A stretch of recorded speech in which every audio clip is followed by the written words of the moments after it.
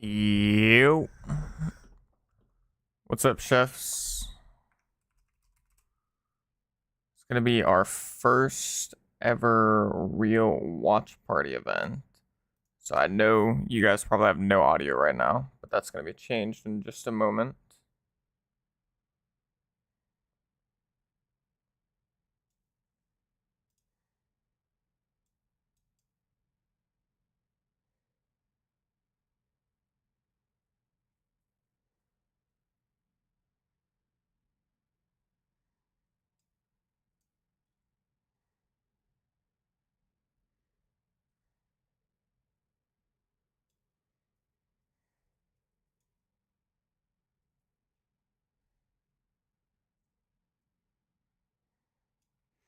We'll have to figure out the chat here in just a second. I'm not exactly sure where I should put the chat.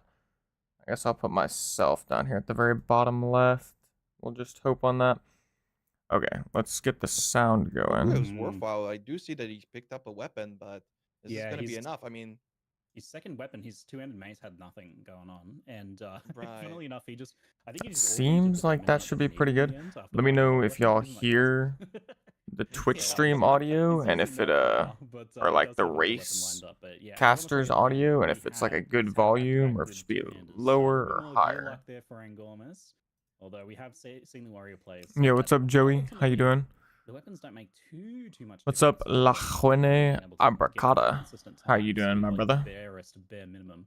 But part of these fishing vendors and stuff is part of that strategy to ensure they do reach a bare minimum. But obviously that does lose. Also, I think we'll just drop the chat right here in the middle and just pray. Tools, that is something that tends to mitigate RNG pretty significantly as our players are. Doesn't seem terrible to me. On some of the vendoring to pick up As I'm sure you guys can see, today we are going to be doing something a little bit different. We're going to be watch partying the final POE 2 race event. Of course, we are a little bit late. I was just working on getting a video posted to the YouTube, so you know, it is what it is. Not too late though. They're about 30 minutes in.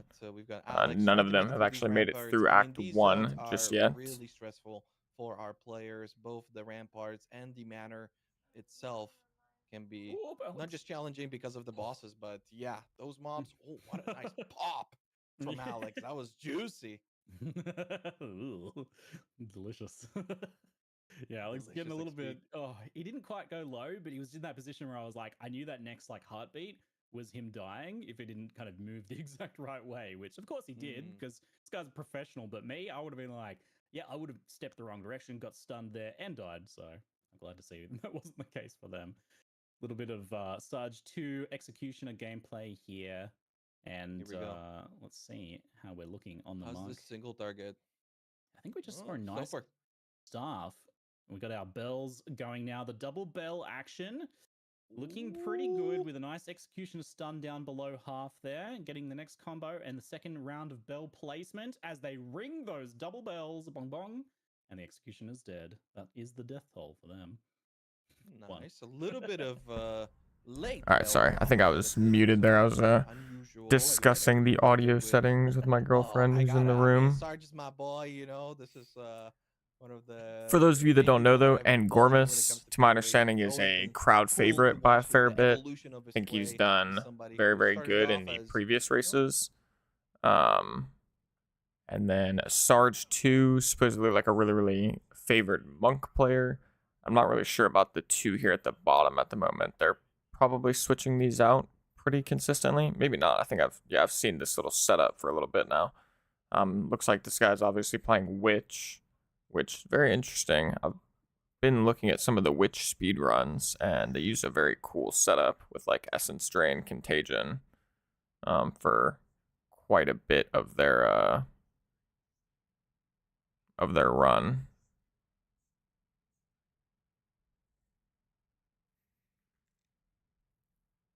Oh, GG. Guy got smacked. But I do actually think that like Essence Drain, Contagion, or just like big dot spread builds in POE are super cool concept and can be very fun to play. Hoping those get buffed actually for POE 2 pretty soon.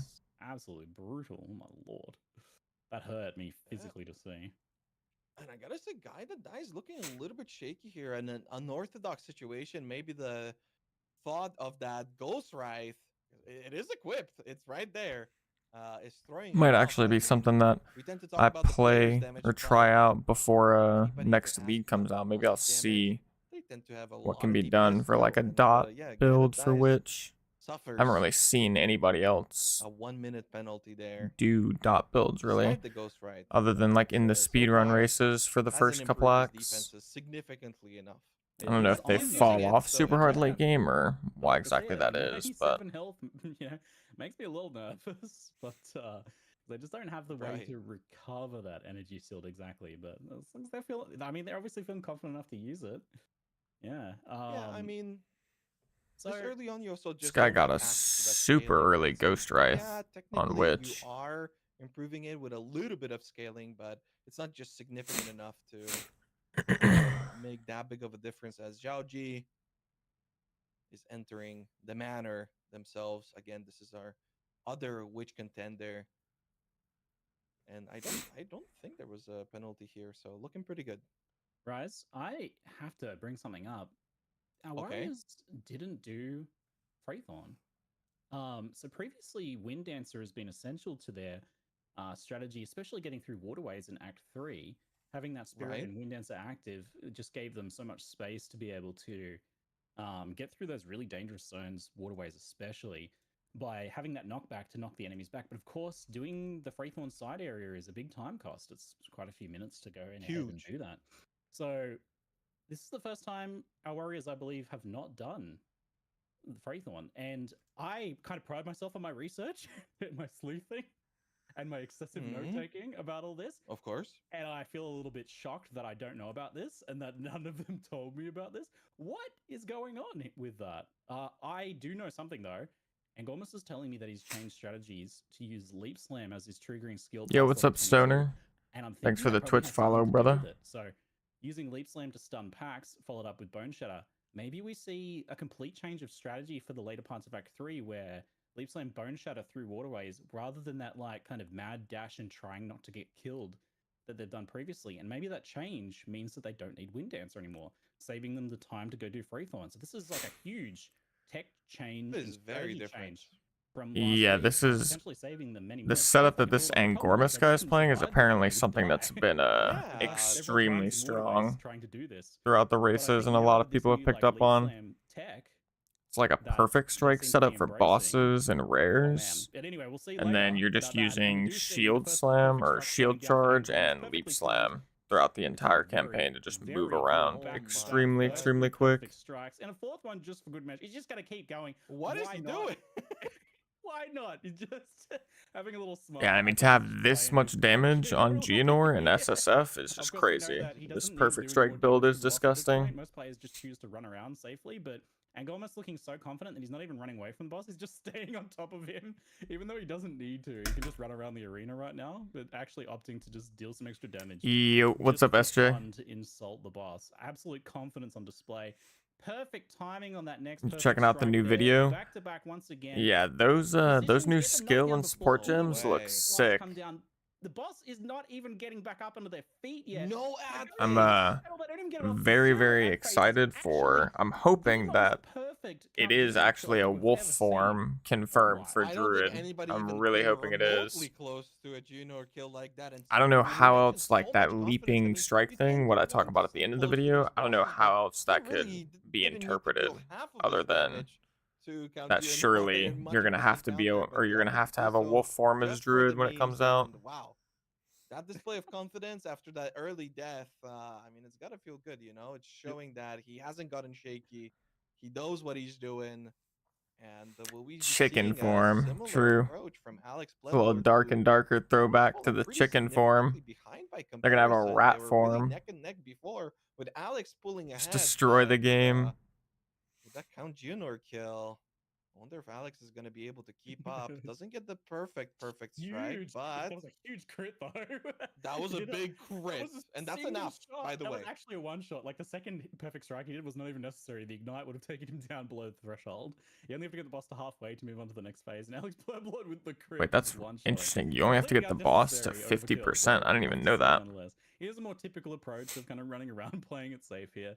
Not quite that. It's actually some tech. We've seen, but It'll be interesting to see Thought if that surely second you had to phase get the goes boss to like just as 10% well or as whatever it did whenever Fangormus. he It's becomes hard to imagine invulnerable. that being the case, but let's see. Too early on Whiff. the perfect strike, but oh no, and that causes his second one to be mistimed. We go immediately into a meteor strike from Dianor, costing him even more time as he has to reposition for the frost breath there. Going for the Oh howl. He's no. gonna get no the ad phase. Oh, the stun was right there. It was so close.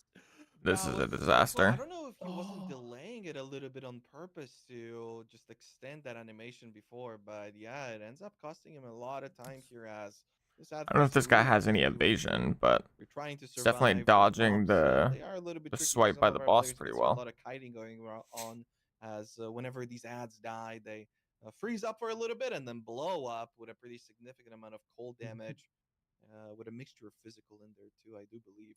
So unfortunately for Alex, this is not going to be the perfect run in the same way. oh, even A more lot of repositioning. dodging going Yeah, on, yep. really not having Oh, an opportunity to attack. come on, There come we go. on. Okay, there we go.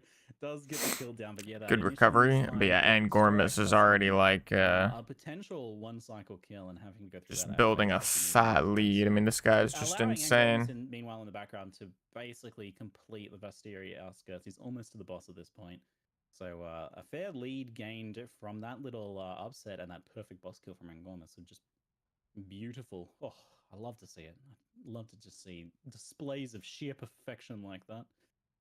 And Gormus heading over to a boss that we discussed pretty massively last week with Yes. potentially some exploits Yeah, this going boss on. Yeah, sucks. As he we'll was see if we talking see any of I that. about, but won't even we lie. didn't quite see it. Everybody was No, very no one was the honorable exploit. last week. Yeah. Ooh, Mm-hmm. this is okay, nicely rolled out, and Gormus getting a little Beautiful bit roll. stuck. They're potentially getting hit by that fourth really deadly attack, and right Oh, as the bone boss is shatter. going to slam, Amazing. Angormus blast him with a massive stun. Oh, Beautiful display here from so nice. Angormus. He Ooh, knows the amount of epic. damage that he can take there. Tanks it on purpose. Will he be waiting for the loot and cleaning out the ads, or no portal put up? Only So one wisdom has scroll to for use his the weight. checkpoint. Yeah, unfortunate. Yeah. I like that little shield charge into the back roll to bait the ads into attacking, because otherwise they get stuck on the wall. It's just a nice little bit of tech there. Yep.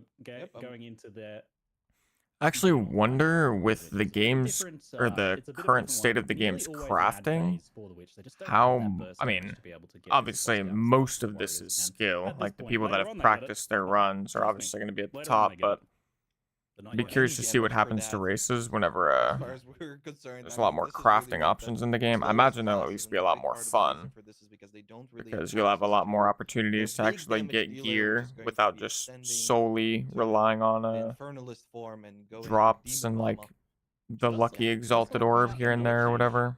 too. Candlemass, no kill for Candlemass on the Warriors now as well. That was something I saw that. we saw in the past, where while waiting for Count Genor's loot to drop, they would go kill I assume Candlemass. currently there's They haven't probably managed to a grab fair bit of but completely variance in skipped. their So runs what we're based on seeing now is the hyper items. optimization of like, what is the actual bare minimum I need? Do I need Wind Dancer? Do I need that extra hit points? Maybe I don't. I can save 30 seconds if I don't go get that. So now we're seeing that in week 3 that the players are growing in confidence. And boy, are we seeing some confidence there. Crazy to see Yeah, the but change just since last week. confidence tends to be a slow and insidious killer, you know? So, yeah, as much as these runs have looked great in Tell you about that. practice, yeah, and the real race, can you really afford that 1 minute penalty if you already had one in Act 1, like Angormus did? Unfortunately, ad phase, but I mean, this is bound to happen for our witches. We might be even seeing 2 ad phases for our Yeah, witch this players guy and just did about every negative other player. I damage mean, to the there boss. are He some like interesting actually tickled strategies it. that we were talking about before with some of our other That is class kind of players, such as rough. Ranger, utilizing the melee warrior skills, but nonetheless, nobody's really got the output of a warrior and also as controlled of a stun. Maybe other than mercenaries, but the problem with mercenaries is that even though they have a very controlled stun, they don't have a very controlled amount of damage. So it'll Yeah. most likely going to be a pretty lengthy kill here Yeah, for even both lengthier Zhaoji. as Zhao does This guy miss running, is that initial spell phase ban basically. cascade So on there's an his optimal timing to get frost that respawn orb? down as they That's kind of return nice. from the ad phase, which can allow you to get that nice early freeze off potentially, but a bit delayed there, making this next phase go a little bit Oh, longer. Meteor oh strike, my. which they do not dodge, costing them a fast charge, Ooh, but Yeah, a little spicy. Not too bad if they can manage to avoid all of this comfortably, but they're not really keeping the damage up, forced to dodge roll a couple times there. Ideally, they want to keep attacking while just repositioning slightly, but not quite managing to pull it off. But nonetheless, getting the kill here in the end. This guy's a based WASD Yeah, and as much as Wasty Joji gamer, made that this Witch fight more player. simple, it is really challenging for a Witch because if any of those AoE Honestly, it looks like a abilities lot of hit these, you, you or tend to bottom right become guy is immediately not. frozen.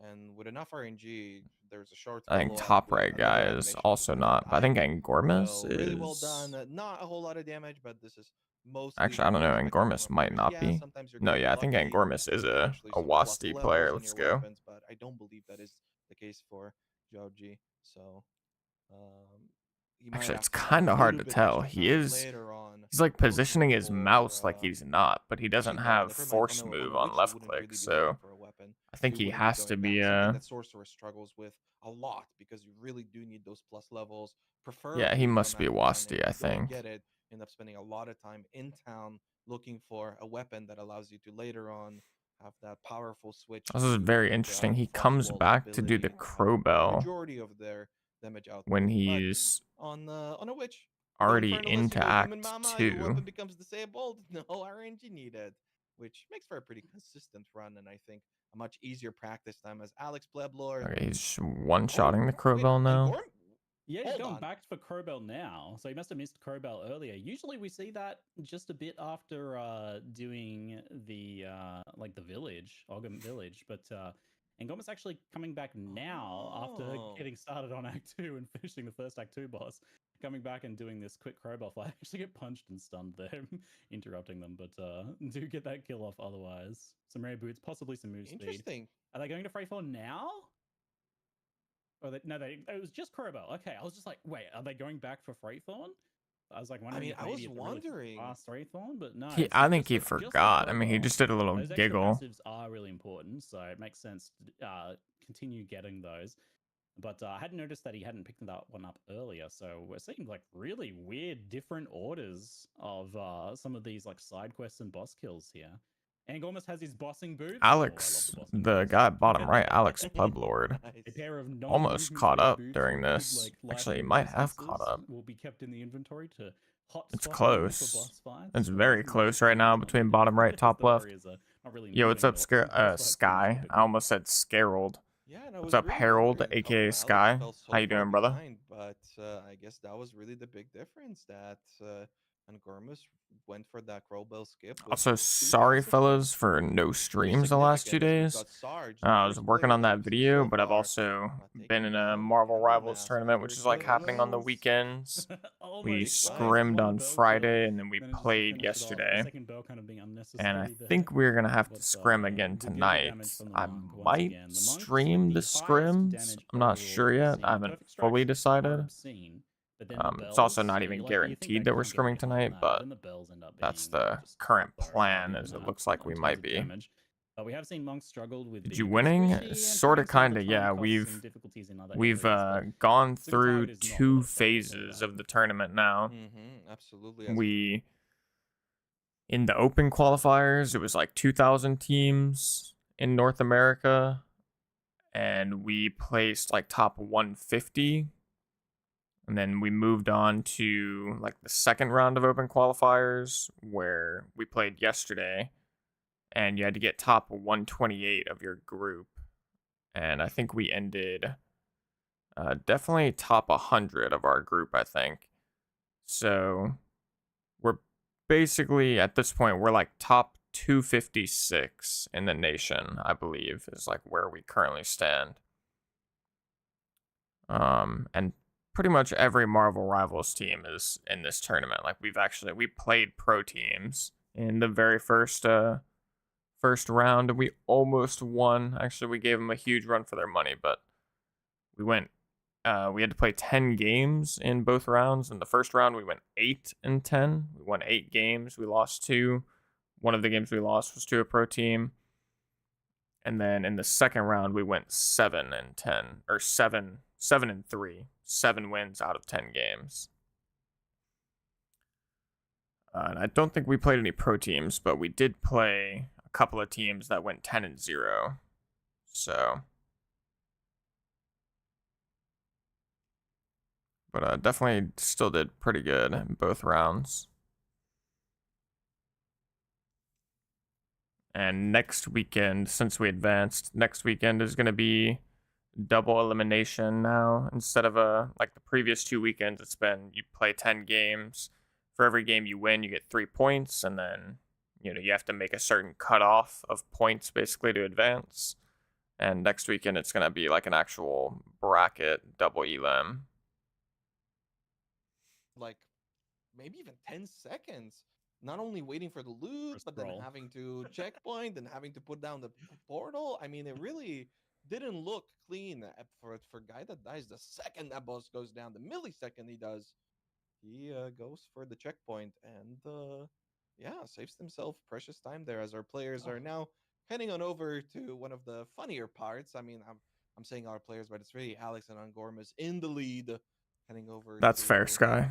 Yeah, the competitive hero shooters can be a bit frustrating at times, for sure. In the racing community. Yeah, as we call it, yes. Definitely very, very competitive. And can be quite toxic at times, like the community, but Rudia, the dread engineer. Marvel Rivals does feel more fun to me than Overwatch, honestly. Racing community lingo, which Rise is a master of. So Gomez goes for the back-to-back perfect strikes, actually missing one as she rolls out of the position there. And she does throw those grenades down, but Angormus is not worried. Oh, that beautiful perfect strike. Big finish there. That might even have been a crit on that last one. Was it Angormus? Wait, wasn't it Angormus last week that just ate the entire flamethrower and instantly died? Who? Yeah, who was that? I do remember someone eating. I think it was Angormus. Just right in the mouth. Yeah, I mean, from the inside out. Clean now, and Alex doing the same thing to the Boom Boom Lady, as Ziggy is officially called there. Yes. Yes, me. Oh, misses that other little one, dodge. But just finishes off with a little regular attack there. Actually, I'm gonna check with my team. Nice. Great adjustment. That looked really See if they'd be chill with me streaming. Break a kill down in the bottom there. Donkatsu and Pfeiffer are our top contenders for the Ranger, which doesn't keep up too closely with the Warriors and the Witches. Those are the top classes for the overall win and the most competitive. But Ranger kind of in the middle of the pack there. But the fight for Ranger between Donkatsu and Pfeiffer is very tight, as those two have had very close finishes in all of the races. And they're going to be both. Oh god, it's a 3-hour scrim against seeing who's kind of winning the Ranger. I think this is like an Academy Pro team actually tonight. Favorite that you're cheering on. And goodness, 3 hours. Kind of crazy. I'm looking at Donkatsu's bow and I'm trying to figure out what the hell it's saying. I mean, he's scrolling over it. He seems to like it a lot. He kept it in his inventory. Hey, quick play is kind of fun too in Marvel Rivals, I won't lie. They're like very quick matches. They like cut it in half. Yo, what's up, Jahu? How you doing, brother? Is it a 40? What's up, Andrew Raisin? What is your tooltip DPS on the Spark build you have? I feel like I have similar items and use your trade links, but only have 5.8k mana and 90k tooltip DPS. Feels extremely weak. My tooltip DPS is only like 150k, I think. Just about. It's like it's 190k, I think, if I put in controlled destruction instead of acceleration, which is what I do for bosses, just to like get a, snap of the finger quick kill. It's not necessary, obviously, but when I make that change, I think it goes up to 190k. I will say if you only have 5.8k mana, a lot of the damage is there, because my setup has like 7.3k, so that's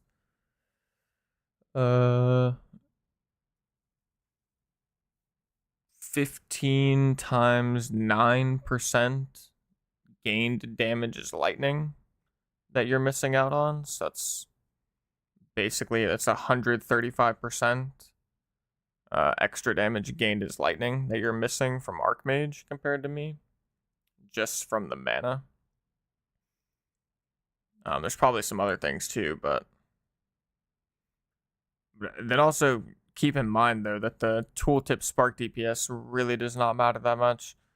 What mainly matters is that you're shocking consistently, which you can see in POB. Like your spark has enough damage to shock at a high high percentage chance.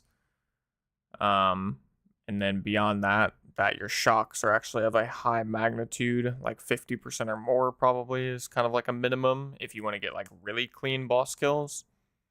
And also that you have good energy gain on your lightning conduit. It's really all of your boss damage is coming, not all of it, but probably like 80 to 90% of your boss damage is coming from lightning conduit, especially in the kills that happen like in under a second. Like the super duper quick kills are strictly because you get like 3 or 4 lightning conduits back to back. And each of those just do nuclear amounts of damage. % increased physical damage on them, okay? So that's one of the nodes, yeah. And Gormus wants to hit literally exactly level 23. Do we know if Druid comes at 0.2? We do not. I'm anticipating... Actually, I'm not really anticipating either way. Like, I wouldn't be surprised if Druid doesn't come out in 0.2, and I also wouldn't be surprised if it does. My gut is telling me that it's not, though, if I'm being honest. But I still wouldn't be surprised if it does. Obviously, if it does, I think they'll be revealing that on March 27th, whenever they do like the big live stream reveal. Even though it is a little bit slower when it comes to the animation side of things. And I could definitely see a universe where they dropped the teaser for the Huntress, and they wanted to like save the other class for the live stream, because I mean, if they just instantly drop both, like if they are planning on releasing 2 classes and they put both of those in the teaser, then they're definitely losing out on, you know, they don't have nearly as much stuff at that point to show during the live stream. And they've got to have some juicy stuff to show during the live stream, otherwise it's probably kind of pointless. So I'd say it's still definitely possible. I'm holding out hope that the Druid comes, but I think even if it doesn't, especially after looking at some of the Huntress skills, I'm pretty hyped for Huntress too. Seems like they're going to have some really flashy, like Javelin-esque playstyle with like big elemental attacks and stuff like that.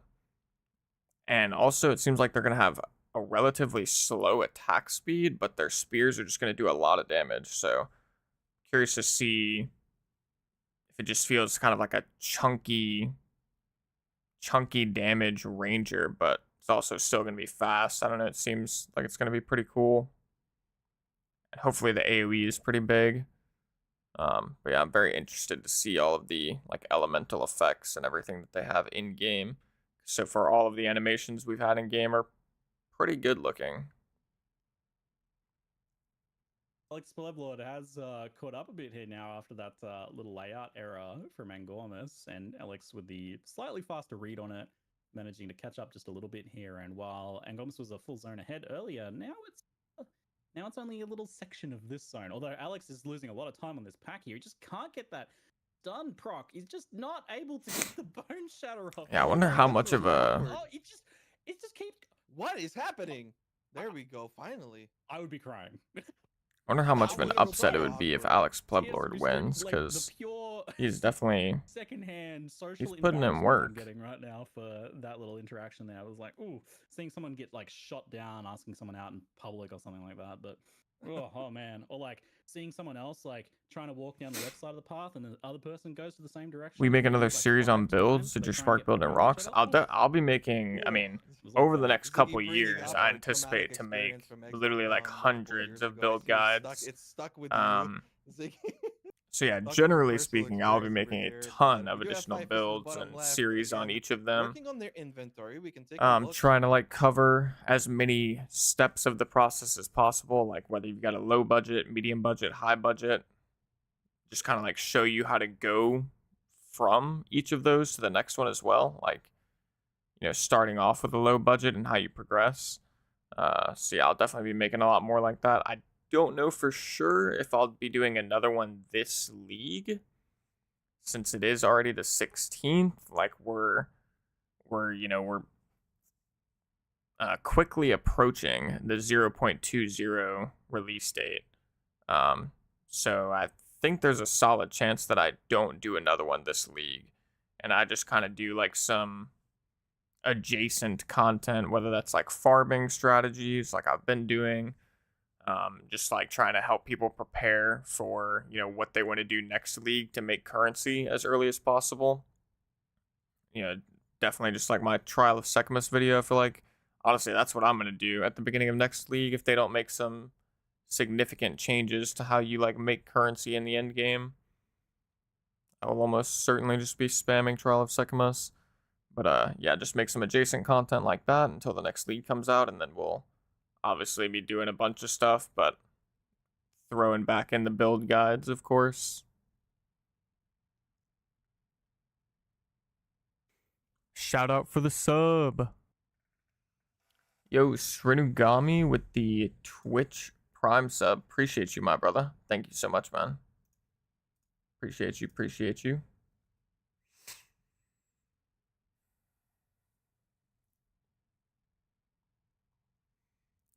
We know something about the Druid playstyle. I mean, yeah, we know a fair bit about it. Like, we obviously know it's going to have a bear form.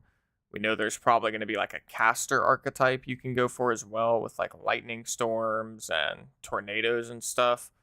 But then also, I talk about it in my most recent video, but it looks kind of like druids confirmed are going to have a wolf form as well. Based on what I saw, at least, I mean, the only way I know how to interpret it, or the only thing I can think of as far as how to interpret it, is that there's going to be a guaranteed wolf form for druid, either wolf or werewolf, but looks like wolf. And it seems like that form is going to be like a crit form, like a melee crit based setup, which sounds like it could be super sick. Yo, what's up, Thorpe? How you doing, brother? I can't wait. This league I learned how to make currency and how to put together a build. Next league I want to get more into build crafting. Word. That's dope, Sky. Yeah, it's kind of same. I mean, I had to kick off a lot of the rust from POE 1 this league because obviously I hadn't played POE 1 in like realistically like years, other than I played a little bit in the Settlers of Calgar event or league. Played for like maybe 50 hours to 100 hours in that league just to prep for POE 2. But yeah, I feel like next league is just gonna be so fun.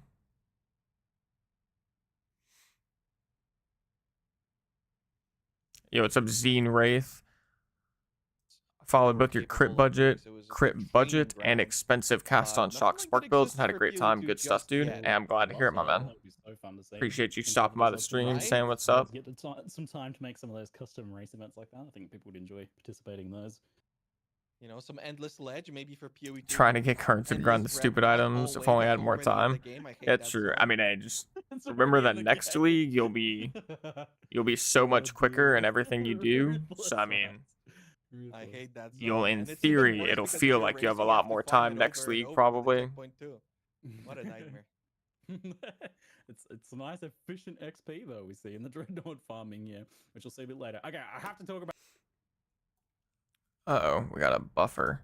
We'll see a bit later. Okay, I have to talk about some new coming to your area right now, Rise. So the 3 zones, Keth, Boneyard, and Titan Valley, all have dynamic levels based on the number of bosses you've killed. Not many people even know that fact, but yeah, their levels change. So if you kill the boss in one, the levels of the others upgrade. Yo, what's up, Godzilla? Level basically. Following your budget, Spark Sword, kind of level 70, been doing good. Yeah, I'm glad to hear it, my man. Yeah, definitely more builds will be coming. Appreciate you stopping by the stream, saying what's up. Thank you. Have like really fast, really clean boss fights. So we're gonna see like the fastest, safest Titan and Boneyard duo boss fights for players utilizing this new technique here. So basically, you can open a zone, you leave it up to lock in a low level, you go kill the bosses in the other zones, and you come back, and because that zone's still open, it can't change levels. Only a new instance would actually get that level change. So now we get to see just this kind of like new tech that's come up since last week. And while in theory that's like a little bit less XP, the actual splitting of the zones, Angormus was telling me, means that he gets 1 extra level before going and doing those boss fights, rather than if you did them kind of like one after each other. Splitting them up. It's a bit like how in Act 2, Path of Exile 1, where the players would go left and right separately, you know, kind of in phases to take advantage of zone levels. It's a bit like that. So they get a bit more. It's kind of like Act 4 more so. where you True. get the waypoint and then you don't kill either of the bosses. You instead run through the initial zone. Pretty cool stuff. Yeah.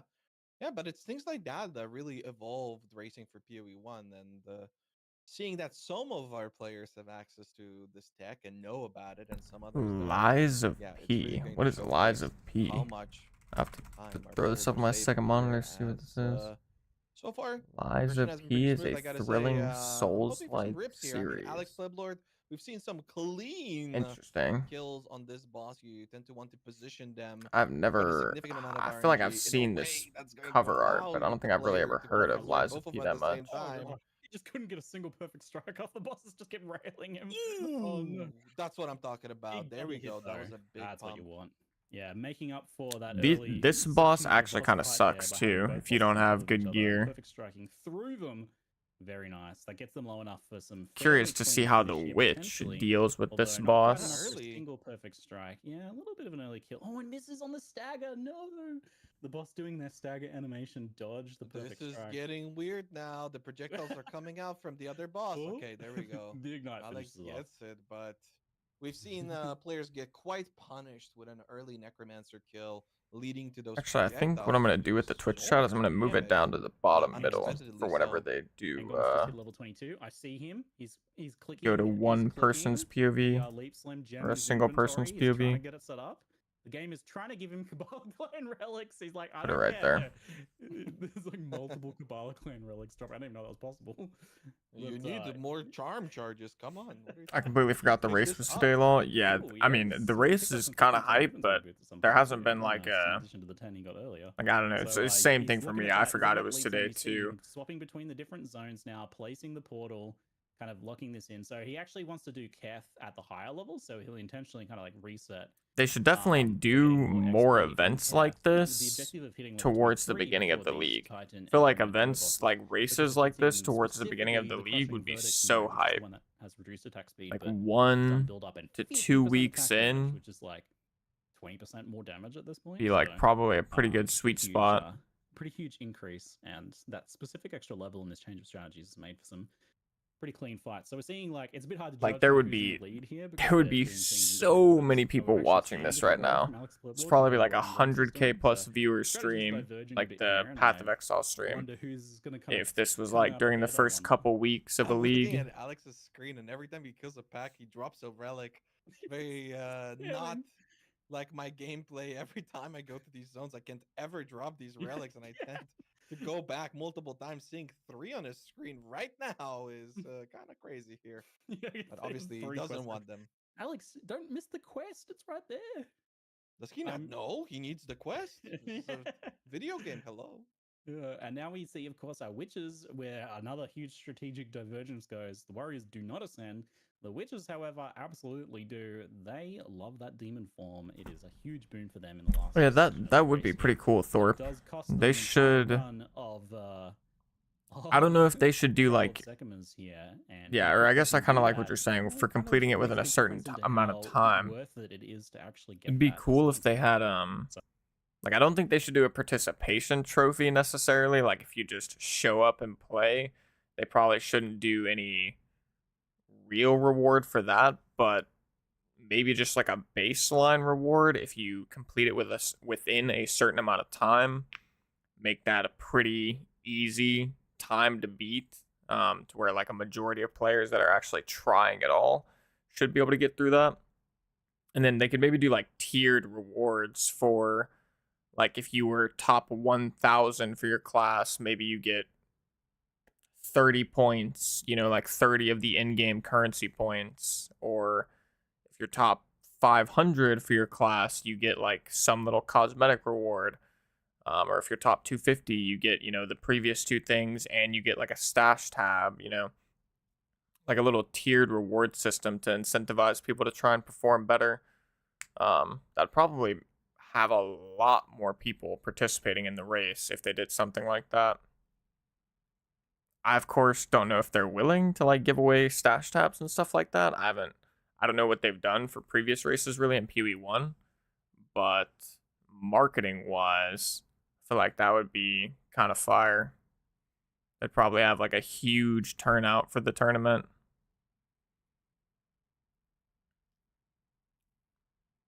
And then if they like coordinated Twitch drops with it too, I mean, that'd probably be super difficult, maybe over the top, but if you could also get Twitch drops at the same time for just like watching the tournament,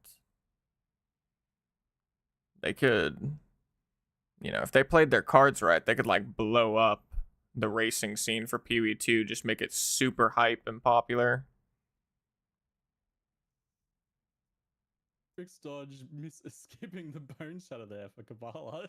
And he doesn't land the perfect strike again. She goes into a spin, he's forced backwards. So he doesn't get exploded by the overlapping explosions there, and having a lot of trouble finishing off the Kabbalah fight there. Alex is just having no luck on some of these mob packs and bosses today, I'll tell you. Right? I gotta say, but optimizing, I mean, I saw the same thing for that Act 1 boss Server fight. I overload with how many people would be playing? An True. additional auto attack, I think, would have gotten It would be where he super wanted hype if they the set it fight up to be, properly. so, I think yeah, they little definitely bit went of the right more route work needed by here for Alex's separating the skills, tournament but into the so different far, despite classes. that, Like he is keeping up pretty well you're primarily with competing against Gormus, only people being of your slightly behind, class, but yeah, not that so XP much like lead an that we were talking overall about leaderboard. I previously, think that was very I smart think that's going to because make a pretty big difference. it As allows you to we're like quite see a much close higher to variety of the builds in the finish of tournament. Act It's not 2, like and this is the only top an Act 100 3 race, people are guys, just all so playing Warrior, not playing too the too exact far same off for setup. players speeding up quite noticeably this week, I gotta say. Seen the German Sarge. fight, quote unquote, for Sarge the monk here, which of course is a single bell phase with the boss doing literally nothing, and then you just kind of have to wait for the animations to play. So, well done in production of catching that, you know, eye blink of a fight there. Honestly, We appreciate the full screen. Well done, well done. It's good to highlight just how like some of the strengths there. There's the Ice Strike Monk, man. Not a lot of luck in Yeah, I remember when I played my Ice Strike Monk going going through the campaign.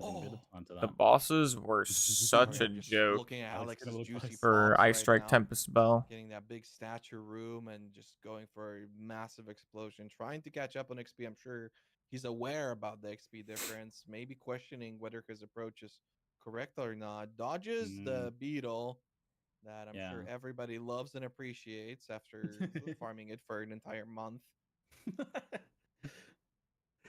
Degenerate hardcore solo self-found players, maybe. Farming the beetle on repeat.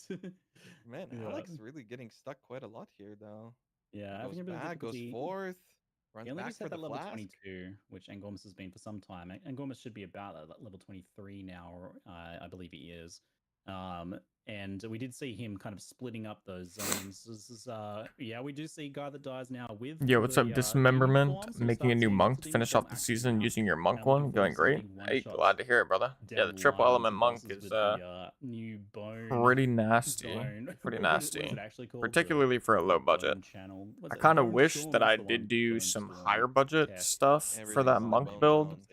But unfortunately, just kind of at the time, moving on to the Ranger seemed like a really fun idea. But, you know, looking back on this season, I definitely think my Sorceress guides were like best, but that's just because I kind of improved over time.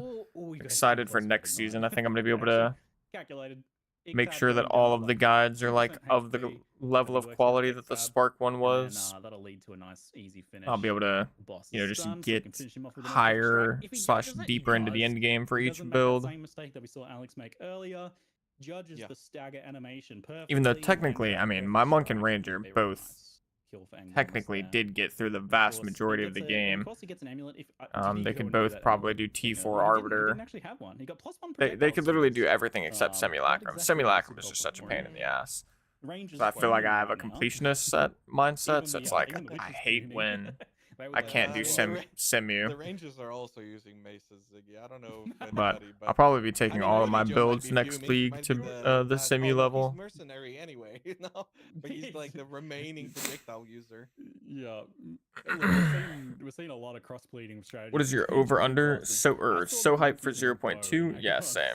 I think this, like, I'm so hyped for 0.2, actually. I feel like, for me especially, I mean, some other people probably have this same experience, but I didn't get to start PoE 2, like, when it came out. I was on a cruise from December 7th through December 15th. And then right when I got back, I had like baby shower stuff that I had to attend and like a bunch of IRL things going on. I didn't actually get to start playing PoE 2 until like 2 weeks after it launched. So I kind of like missed out on the start of the league altogether. So I'm just unbelievably hyped for the start of the next league. It's gonna be so much fun. I envision I'll probably have like a multitude of like 12+ hour long streams of just like straight gameplay. The only thing that sucks is like I wish, at some point in the future when I can get like an actual video editor where I can just stream and then they will create the videos and upload them to YouTube. Like holy crap, man, it's gonna be so crazy. Like being able to just stream and then have the videos get uploaded in the background. Oh, it's gonna be too different. Like I'll be streaming so much if that or when that day comes. Anyways, though, what is my over under on the Druid being in 0.2 with the Huntress? I'd say it's probably, from my perspective, maybe like a 30% chance. 30% chance that we see Druid with Huntress. Like, I wouldn't be surprised if we do. I definitely wouldn't be surprised if we don't. I think I'm just trying to keep my hopes down a little bit. Like, I don't want to get my hopes up for Druid because, I mean, I'm just so hyped for the Druid that, I don't want the heartbreak once I realize that it's not actually going to be in 0.2. I hope it's going to be there, and in, like, I don't know. I would have thought that they would have done 2 classes for this update, but I think they are just a little behind schedule, like generally, for PoE 2 altogether. No way. Oh, I thought this guy like actually just bugged. That was so crazy. But it doesn't. If you stand close enough to the boss, it doesn't do damage. That was scary. You don't have to hide behind the sword. That did not look right. You do. But yeah, like a couple months ago, I would have expected that Druid and Huntress were coming in the next big patch or the next league, but I'm just not so sure anymore. He held it together. Good on him. He kept it together. Yeah, but first character for 0.2, assuming that only the Huntress comes out, it'll definitely be Huntress. If Huntress and Druid come out, it'll be Druid first, then Huntress, and then I'll probably play a Witch after that. I've never seen that from Ungurmus, Typically, these boss fights, they're all just so perfect and precise. And here you could see genuine panic. I mean, that was definitely an unconventional situation to find yourself in there. As he falls off of the thing, thankfully not insta-dying, the warrior's got very sturdy shins. And any of you have guesses for what the next class or classes are going to be after the Druid and the Huntress? Because I think it's pretty guaranteed, I would say, that we're going to get Huntress and Druid first, even if they don't both come in 0.2. If we only get Huntress, then I think we'll get Druid next, just because there's been so much like, the Druid and Huntress, at some point they said they were basically ready to release or something like that. Like they were the ones that have gotten the most work. But after those two, I feel like based on the skills that I saw on the PoE 2 database, I almost want to say that it seems like the Duelist. Yeah, Thorpe's on the same wavelength. Yeah, I feel like Duelist might be the next class. I haven't seen really anything that would make me believe that Templar is coming super soon, but I'm excited for Templar. I'm also excited for Duelist, though, as well, actually. And the other strength-only class, Marauder, I think is what it is. Yeah, I'm also excited for Marauder. Because I feel like Marauder is going to be when they maybe bring in Cyclone as a skill. And Cyclone builds are just super duper fun.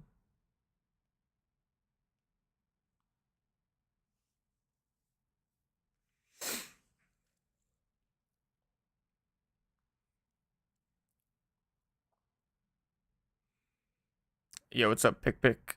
How you doing, But brother? these players know exactly the amount of damage that they're able to tank. So sometimes a lot of newer players to POE racing are under the impression that not getting hit ever is the correct play always. But really, we're going to be seeing a lot of our players getting hit and tanking the perfect amount of damage just to be able to maximize their damage output. And yeah, we've seen it from Alex, we've seen it from Angormis now, and I'm sure that we're going to be seeing it further on as well as Alex is heading over to his Titan fight, but struggling quite a lot with his layout. Yeah, doing a little bit of a dead end there, but not even going for that checkpoint, realizing that it is the wrong way because the checkpoint is placed at that weird side encounter thing where you could walk up on the thing's head where there's nothing actually there yet. Yeah, At it some feels point, I like think there there's going to should be be an encounter there. something. Yeah, there's going to be Yeah. something there later, but it's not implemented currently. So, but at the moment, it is of no use to the racers, just a scenic.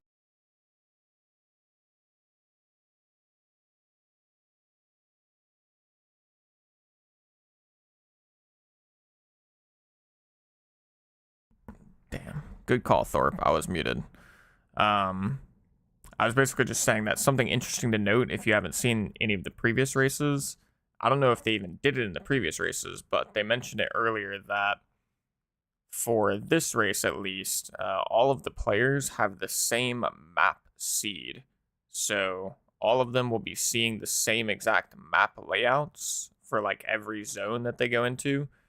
They will have different loot still, but they're all going to get the exact same map layout. So there's a lot less RNG related to that, or there's no RNG related to the map layouts, which I think is actually pretty cool. I didn't know that they would even be able to do that. Or, I mean, I guess I probably knew that they would be able to do it if they wanted to. I just didn't know that that was something they would do. But it's definitely pretty nice. We do see some arrows. Makes it a lot more competitive, at least. Which I is can not hear something Sarge you really losing want. his mind, although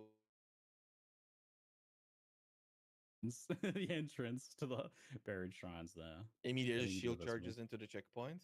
Beautiful. No frustration whatsoever. Just these little things when you're already like stupid layout, and then you shield charge into a checkpoint and you just know they're like frustrated. A nice bell kill for a Zarian on the monk here. Again, the giga damage for Sarge too. But Nice. just reeling, like just constant stun locks and staggering backwards. Actually comedic looking kill there. We might be gonna see Xiaoge's line here coming up soon too. I don't know if we've seen any of the big Bone Storm channels, or indeed whether it becomes part of some of these strategies. Not necessarily all of them.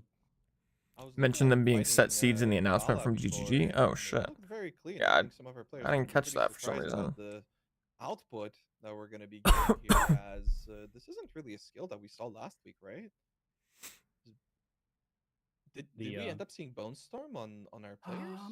I don't really recall seeing Bone Storm ever, honestly. Yeah. If it was in there, it was maybe subtly, only used occasionally. But yeah, I have seen clips of people practicing and testing. It's crazy. The witch just zooms in demon form, and stuff, and then of course, absolutely flying around. Clip, so with the hourglass tech, using a unconventional support gem that adds a giant cooldown, not something you usually want to do on a main skill, but if you're just using it to one-shot a boss and then using different skills for clearing, then, well, if it's one-shotting, it doesn't matter that it has an 11-second cooldown. If it one-shots the boss, who cares? it'll be off cooldown by the time you Seems like the witch is pretty online at this point too. Almost died, but all of their health definitely starting to do pretty good damage. I don't know how their boss damage is looking at the moment, but their clear looks pretty good. Energy shield going on for Xiaoge. Typically, we would see. Yeah, typically we would see a lot more energy shield for our Demon Mama setups. Yeah, but there's 15. I mean, that's a lot less than 300. Of course, our it is Demon Mama setups. If you happen to find, low energy shield, but like nice other gear, or you just don't have a good chest, or you're taking it off. I hope the duelist is like a Yu-Gi-Oh duelist and uses cards to summon monsters. Yeah, that's what I'm expecting. They're gonna put in the game actually. If I was a betting man, I'd probably bet the farm on. They're gonna be a card game character.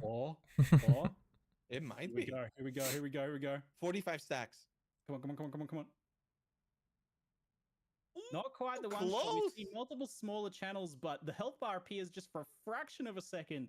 Not quite Damn, okay, the giant witch channel one kind of shot. It takes melted that pretty much boss, optimal actually. timing for the channel and the stacks there, but still, the fastest kill I think we've seen.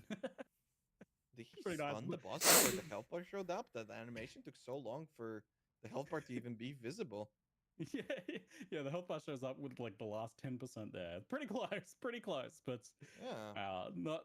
It is possible to do it without ever seeing that health bar, which just shook me. But nonetheless, can't complain about that. Pretty fast kill in the end.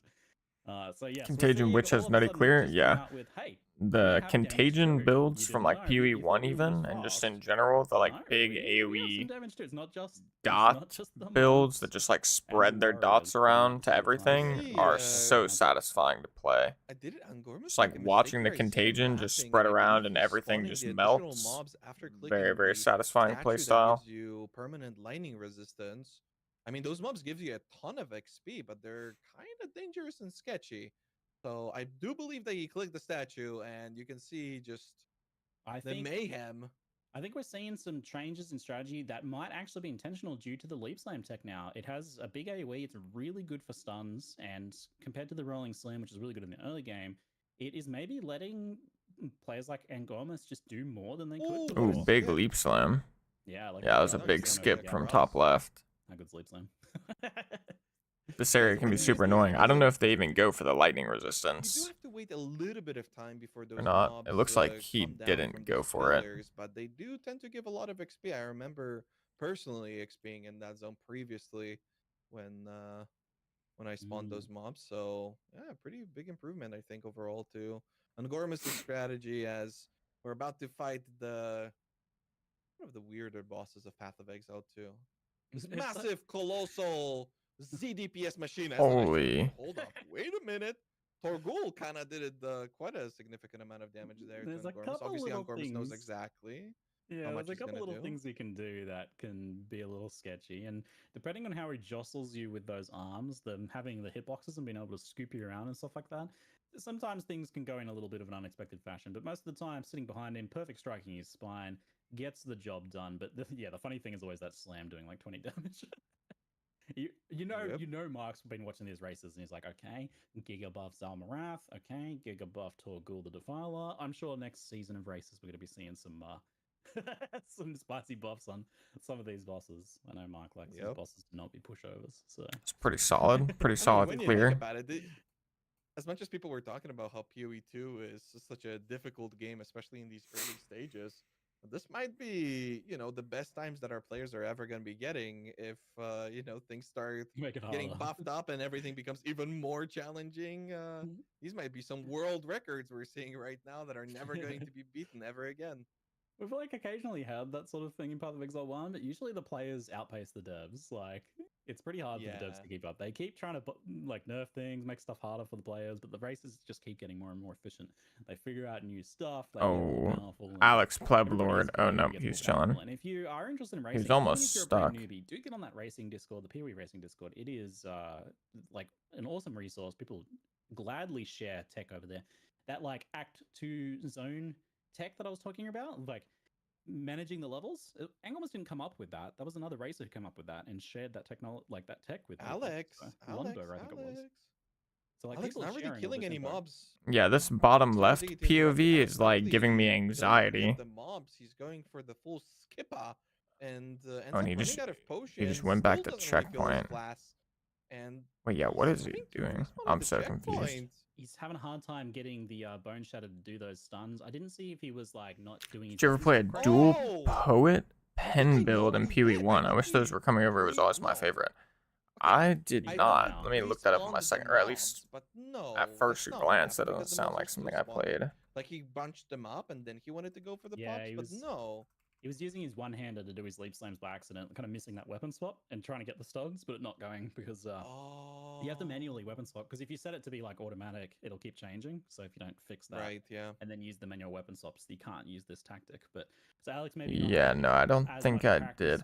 I'm trying to remember my most, like the builds that I played the most in POE1. I think probably my most played was a cast on crit Cyclone Ice Nova weeks of practice all of a build. I think it was a Trickster is That's the Ascendancy.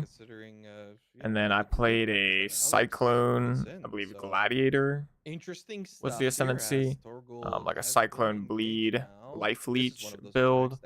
Then I played a Lacerate build for a while. Standing in it.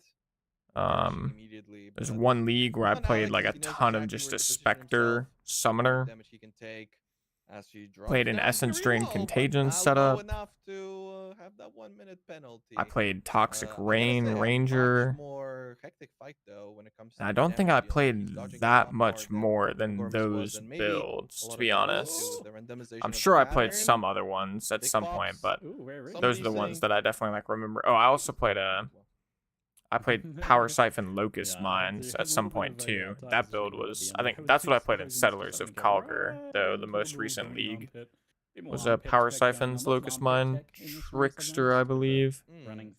That build felt disgusting. Now moving through the last I was also a bit older, so I could actually wrap my head around the game a little bit better, and I kind of like knew what I was doing with that setup. We've had a big reset. I didn't see what that was about. That's not usually the resets we see here. So maybe Pathfinder Poison Scourger is a starter favorite mine in POE1. Sounds nice. Yeah, I think I remember Poison Scourger or Scourger, one of the two. I mean, the name sounds super familiar. I think I definitely league started Toxic Rain at least once or twice as well. Toxic Rain was just so much fun to me. I like it's a similar feeling of like the AoE dots kind of, but instead of them spreading, you're just littering the field with spores everywhere that are just melting everything. At the end of the zone reset and farm this. There's like these 2 champion packs, the magic monsters, that they'll kill repeatedly.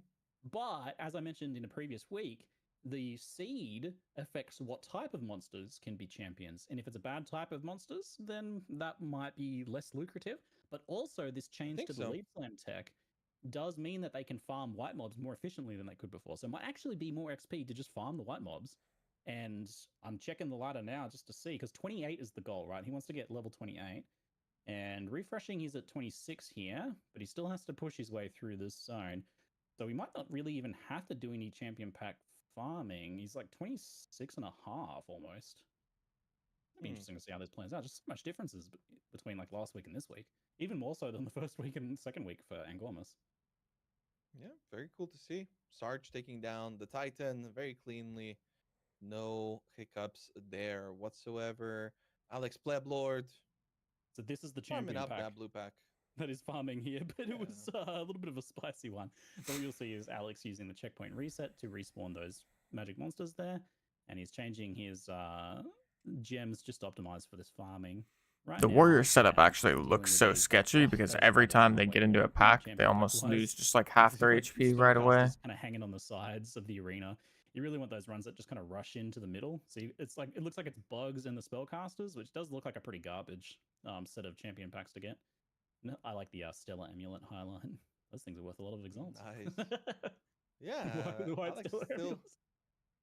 Alex still picking up a lot of superior items, so still getting ready for optimizing his gear to make that Act 3 run. But unfortunately, it does end up costing him quite a significant amount of time here. Really wonder how this blue pack is looking. Yeah, so much spread. This is not a very good blue pack to farm, I gotta say. Typically, these mobs are much more clunked up. Yeah, spending more time clunked up might be the go. So there's 2 things that the warriors will be fishing for here. One is the level 28 mace to run through the rest of the campaign with. Trying to get a decent damage roll on that is helpful. But yeah, just having. I think the winner will be that one guy. Me too's guy. And they'll be fishing the vendors and crafting to try and get that. Yeah, I've never really seen Angormus like killing so much in here like this. So I do think he's farming this way. Yeah, look, here's the checkpoint reset for white mobs, not the champion packs. Crazy. Just complete strategy change. We see Alex with the strategy that players have used in the previous weeks, but we That's a good point, Andrew. I mean, yeah, I think they're definitely going to be adding some crafting stuff. I would be very surprised if there's not some decent crafting updates in 0.2. And Alex. getting them sometimes, but not every time. Sometimes it's those spellcasters, sometimes it's the bugs, and those things are annoying. Also, he's just having no luck with these mobs, right? I think like at least a lot of people seem to agree that crafting is one of the major lacking things in the game at the moment, because it is currently just a massive RNG fest. Yeah, the crafting. Yeah, someone said it. I think I was watching a Darth microtransaction video, a DM video, and he said that someone told him that it's like identifying with extra steps. Yeah, and I would say that's a pretty good way to describe the current crafting in POE 2. It's not really crafting, it's just identifying with extra steps. Safe enough to be farmed, but also if it's even literally just identify, slam like a couple exalts or a regal, and then that's pretty much it. As our players have pretty much been doing this immediately. Well, Angormus goes low there, and Alex also struggling with a bunch of the elemental explosion jams, which is, of course, we have seen that kill people before. I think that might have been what got Angormus, some of the like elemental explosions. But again, just like those spellcasters with the bugs, just not exactly great. You kind of have to like get in and bring those all together up on that top awkward sections. You're not able to just rush in the center and kill.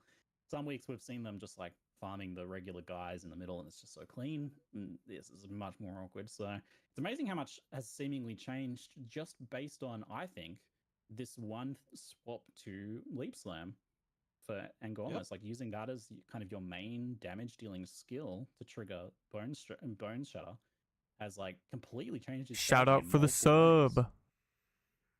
Yo, FRS SQQ with the Twitch Prime sub. Appreciate you, brother. Thank you so much, my man. Shout out FRS. IPD, thank you, brother. Flat fizz and added fire damage on his Forge Maul. He is set and ready. And it looks like he got the flask he wanted to. Last minute's crafting. He just hit 28, the exact level he needs. And Angormus is set, geared, and ready for Act 3, mate. He's going. Look at him. He's sucking it up. Look at that thing. Absolute behemoth, mate. He gets it done right at that last bit too with the. And I'll tell you, I think the transmute, like the transmute was really bad, and then I think like the Regal nailed it, and then the exalts just added even more damage. It was beautiful. Big weapon craft there. Right. I still remember his weapon from last week. Yeah, the weapon from last week was even more disgusting, but. Somehow, as much as even more, he gets. As much he's as some players flasks. Yeah, so he hasn't got his flask yet. He did have the lower level. As much as some players flask. are complaining about RNG when it comes to these races, it does seem like Angormus tends to get his weapons and his gear overall quite consistently. I know he's one of those players that tends to say that it's a skill issue overall. He does, if you aren't getting the sort of RNG that you want to get. So. Pretty cool to see that, he's not just saying it, he's living. Wait, that weapon is fat. When his times that he gets, like when he was doing sub 230s, he was getting them consistently. Oh, that weapon is actually giga fat. He said like the RNG flat fizz, flat fire, percent increased fizz. That is pretty nasty. You have and just kind of the bare minimums you actually need. The difference is not that great. So there's a lot of stuff that struggling with the flies can hurt. But did you ever play D2 or D2 Remastered? I played D2 a little bit when I was super young. Like I'm talking like 10 years old type beat. I played some D2. I like ran around in a druid. I made probably like 50 different characters or something. Like I had no real idea what I was doing, but I had fun. And I didn't play D2 Remastered. Right in the face with that perfect strike. There you go. I played a lot of D3. Played a lot of D3. Not like a super large amount, but definitely played a lot. And then I played a couple hundred hours of Last Epoch. played like 1,000 hours of POE 1. Probably played like 2 to 3,000 hours of D4 or D3. A couple thousand hours of D3, about 1,000 hours POE 1, and like a couple hundred or 500 hours of Last Epoch.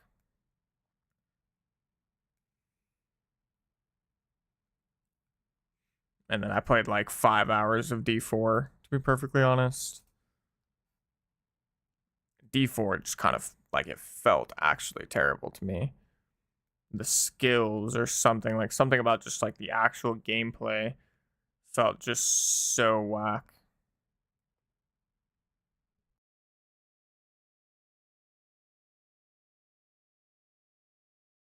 Whoops, I just accidentally muted myself, but maybe I'll have to go back and give D4 another chance at some point. I've heard differing perspectives, but it seems like it's gotten better with the new seasons.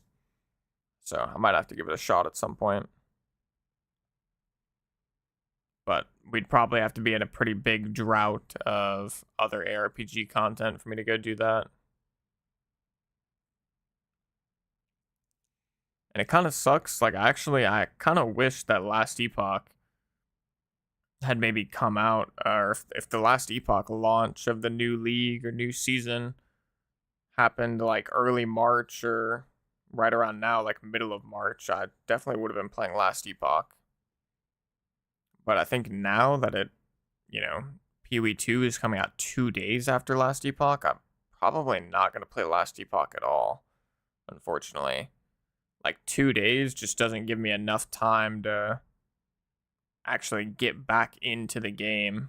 And I could try and get back into it now in the downtime, but it's like, I mean, it just doesn't seem worth it given the fact that it is only going to be 2 days before PoE 2 drops 0.2. A clip here showcasing that. Yeah, you can see he's doing the crafting now. Hopefully in the future, they will stagger their launches a little bit better, though, because I would actually be down to also play Last Epoch. He's ready to go. He doesn't need any more XP. Wow. But unfortunately, that costs death. him because maybe It's unfortunate. That might have got him through there in the end, but just stuck and killed so quickly on that bridge. Where can you watch the live stream of the race? You can watch it on Twitch. If you just go to the Path of Exile 2 section, it's the most viewed stream on Twitch, or on the Path of Exile 2 section of Twitch right now. Between the witches as well, but there is a #1 overall prize here, so obviously paying as much attention to the warriors as possible.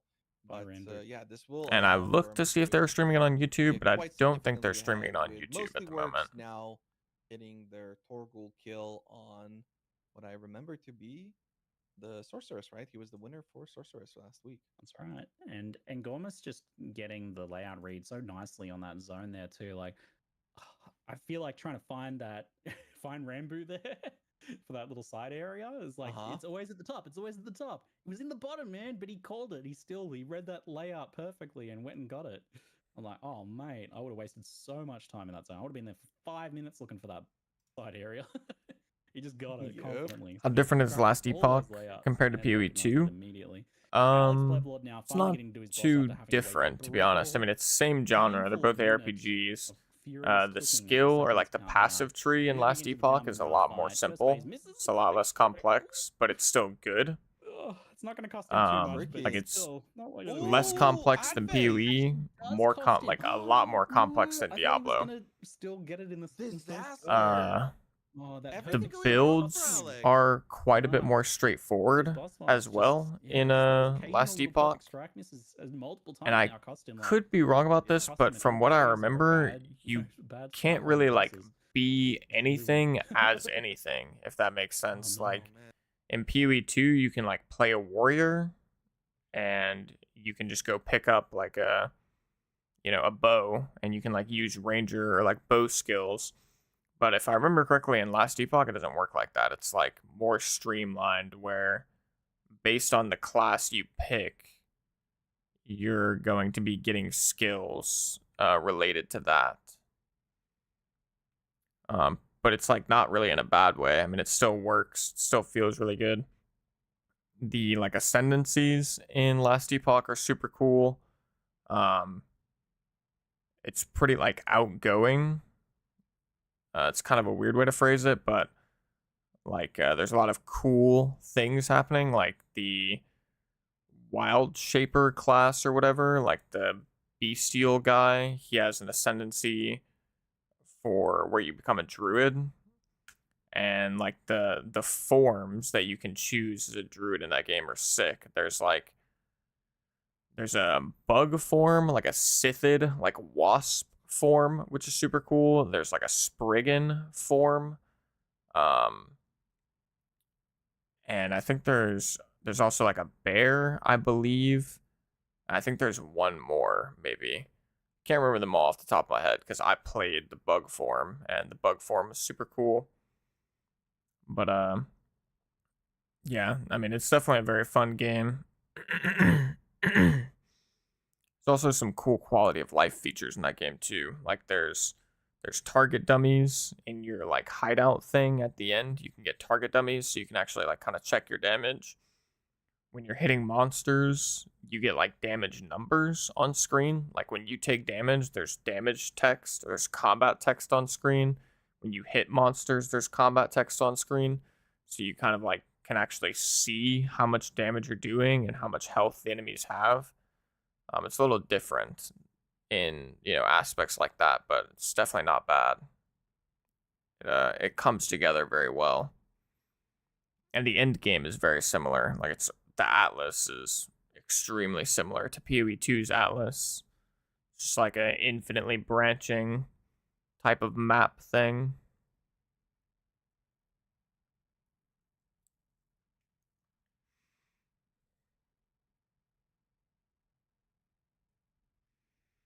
Did you ever hear of a game called Outriders? I think I did. I think I played that. I think I know what you're talking about. Let me just double check, look it up really quick.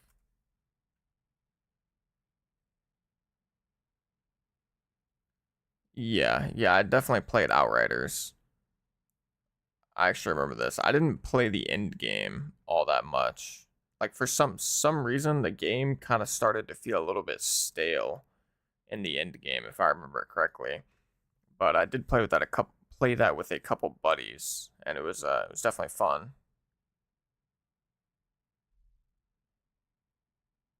Time though, that did get him in week 1.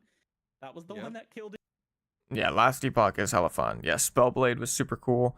The ascendancies, or like the archetypes for the different classes, were very, very cool. It's like a Void Knight. I can't remember all of them off the top of my head, of course. Sure, I'll remember some of them when I go look really quick.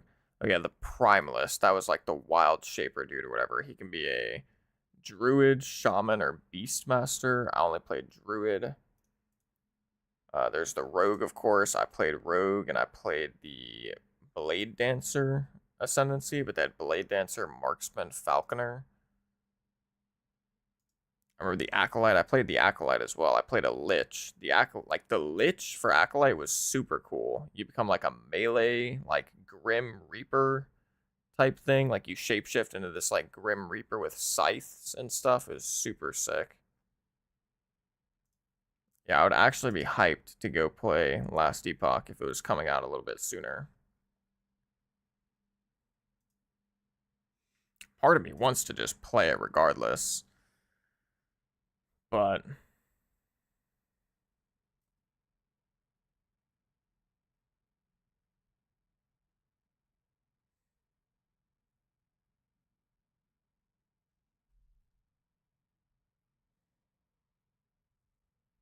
moving into Jakani's Mechanarium, a pretty interesting zone here, as there's some nuanced tech that's honestly a little hard to follow in this next zone after this one, where the players will scoop around, grab a core, put it in the machine, use zone checkpoint resets to move the quest items around. I like Don Katsu's dramatic zoom in there.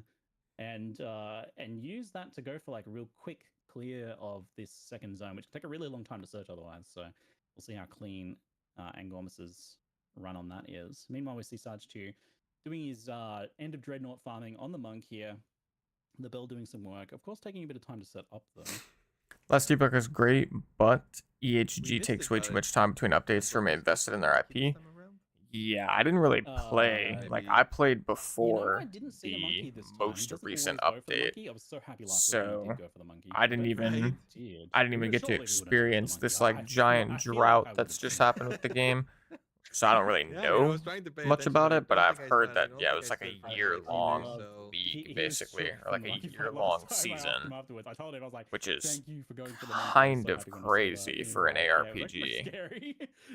So Yeah. maybe it's like, I don't actually need it this time, and I'm doing pretty well, and it actually did rattle me a little bit last time, so maybe no monkey. Fair enough. He doesn't want to risk that laptop this And it time makes it around to a very monkey. Maybe that crazy monkey that accident could give you know Alex the time now to catch up. POE is launching But Yeah, their consistency second is league key. 2 days but after yeah, I mean, think. but last but epoch. on Like the other it's hand, so boo, rough give us for a monkey them. fight. I love the monkey fight. Hit him with the boo. Yeah, if they had a new Yeah, league more keep than on once per rolling, epoch, they would have a slamming. ton of players. Love it. Yeah, the monkey fight was thrilling last time. Previously, we've seen players just stay well away for good reason. This guy's scary. He's designed to Yep. like teach you a lesson about dodge rolling. Pretty much the entire intention of that is to kill you, so you learn the hard felt it. way. Hard life lessons. Monkey was the first time I died in POE too. Oh was damn, a you did great alright. You time. did alright. That's pretty good, honestly. No werewolves That in was- the second zone. I was rank 1. I was really feeling myself on SSF, and yeah, no, I got one tapped, and it was over just like that. It didn't feel Oh, no. particularly fair, I gotta say. So I have a lot of Mhm. respect for our players going in for that particular fight. But yeah, not necessarily something you're gonna be needing. You do get the 2 extra passive points, but you know, 2 passive points in Act 1, that's a significant amount of power that you're getting for your character. But at this point, with our players being almost level 30, you know, 2 extra passive points is just not as meaningful, especially when you're hitting those break points, and generally you're going to be needing levels to be able to equip gear more so than, you know, get an extra 5% more So we damage. see Or Angormus doing the checkpoint reset there, and Yep. he he tried to perfect strike the generator at one point there. I don't know what the deal is with that. Yeah, I kind of Jug- hate Jug the area that getting the monkey. Angormus was just going through. I'm assuming he's still going back. Yeah, Jakani's Sanctum. I actually hate this area. If anyone has a clip. Wait, really? Yeah, apparently man. Jug Are you going to play Fable 4? New to channel, not sure everything you like yet. We should get Jug in there. I I've feel never like really they're one of played the the, Fable Angormus's series biggest threats. Him and before, Alex Pleblord were the 2 people that. so I Angormus is can't say scared for of, so sure definitely if I'm going to check in. play like Fable 4. I mean, I did technically play one of the Fable games for like an hour. I don't know like how I played it. I just remember 100% playing it. I don't know if I was at like a friend's house or if I bought it on Steam or something and then refunded it, or if I had it on a console and like I barely played on my consoles. Somehow I do just remember playing a Fable game very briefly though, and it seems like a game that I could definitely enjoy. I think the problem is, and ideally in the future, I'll be able to do more stuff like that where during the downtime of PoE 2 leagues, I can like do some variety content and play some single player games or some horror games for funny, shits and giggles, or even stuff like that, like Fable 4. But I think right now it'd just be kind of rough. I think like the YouTube algorithm and everything related, like content creation wise, it would just be rough to try and like do variety games at this point with my channel. Like even when and this is no shade, but even when I go and look at like Zizarin's channel, because I've watched Zizarin for many years, like whenever I was playing PoE, he'll try and do like variety content on YouTube during downtime, and like it just kind of like flops and seems kind of whack. I don't know like what the trick there is for the YouTube algorithm to like be able to do variety content and not have it just kaboom.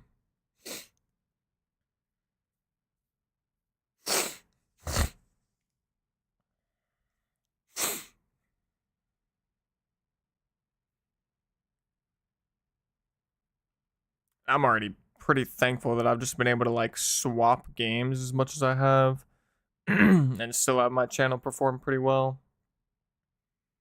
I feel like I've gone through so many games compared to like the average YouTube channel of this size. Maybe that means I have a solid chance at being able to do variety stuff, though. I don't know. Were you around for the days where you used to get 2-week rental games? I played all sorts of Calyx stuff back in those days. I don't know about 2-week rentals, but I do remember Redbox. Like, I used to rent games on Redbox every once in a while, or from Redbox every once in a while, and I would, like, try them out through that.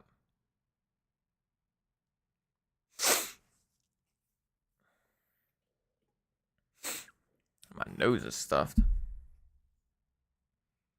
Yo, what's up, Floki Skid? Or Floki Sid, my bad. Floki Sid YouTube. 50 million Spark Sork is godly, man. Thanks a ton, you're the best. My first ARPG, and you helped a lot. Hey, I'm glad to hear it, man. Appreciate you stopping by the stream, saying what's up. Yeah, that build, definitely the Spark build was super nutty. Very happy with how the Spark Sorceress turned out.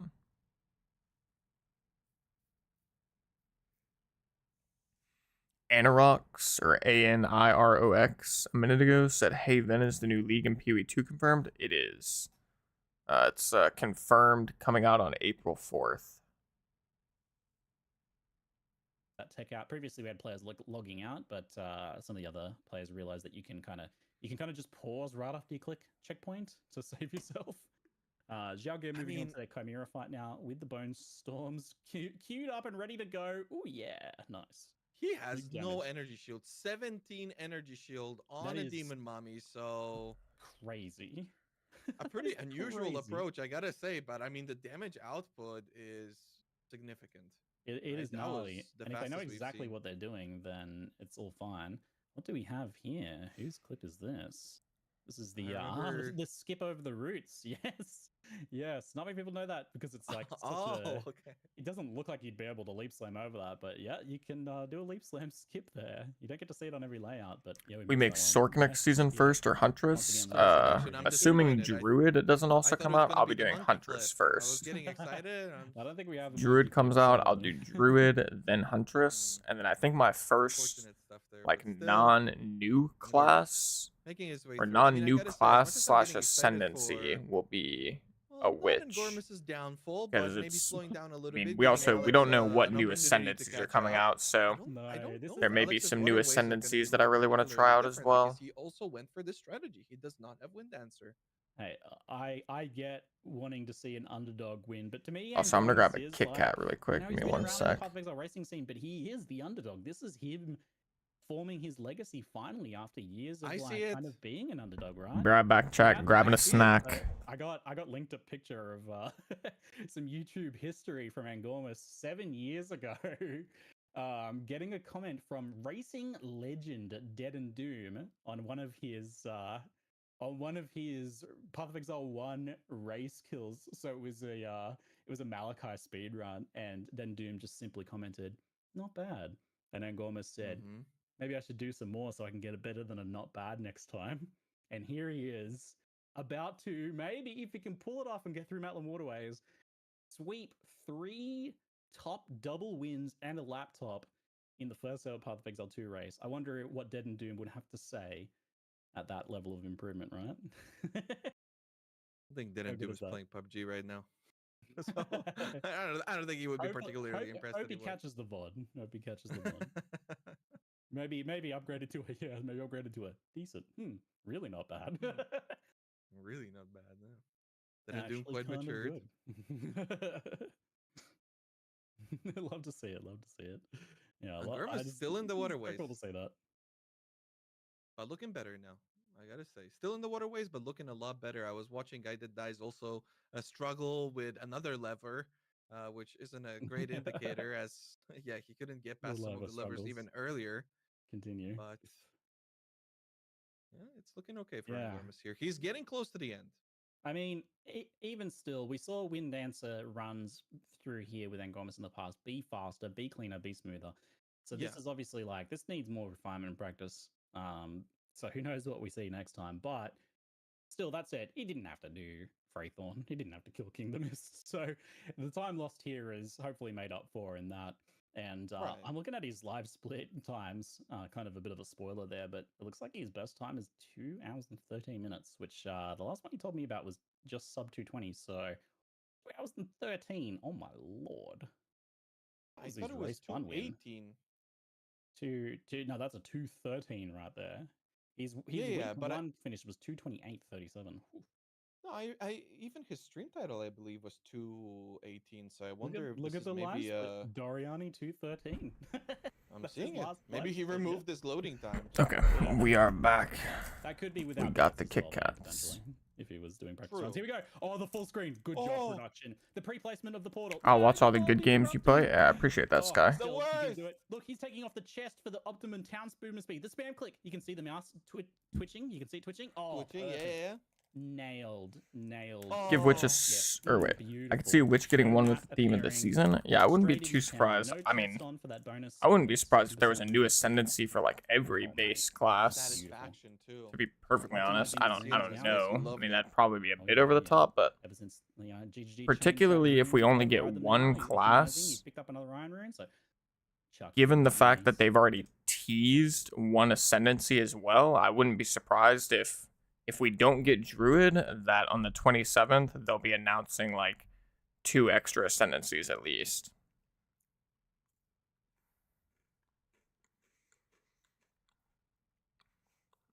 And last I checked, the level 20 skill gems were going for about like 90 exalts, but that was like a week ago.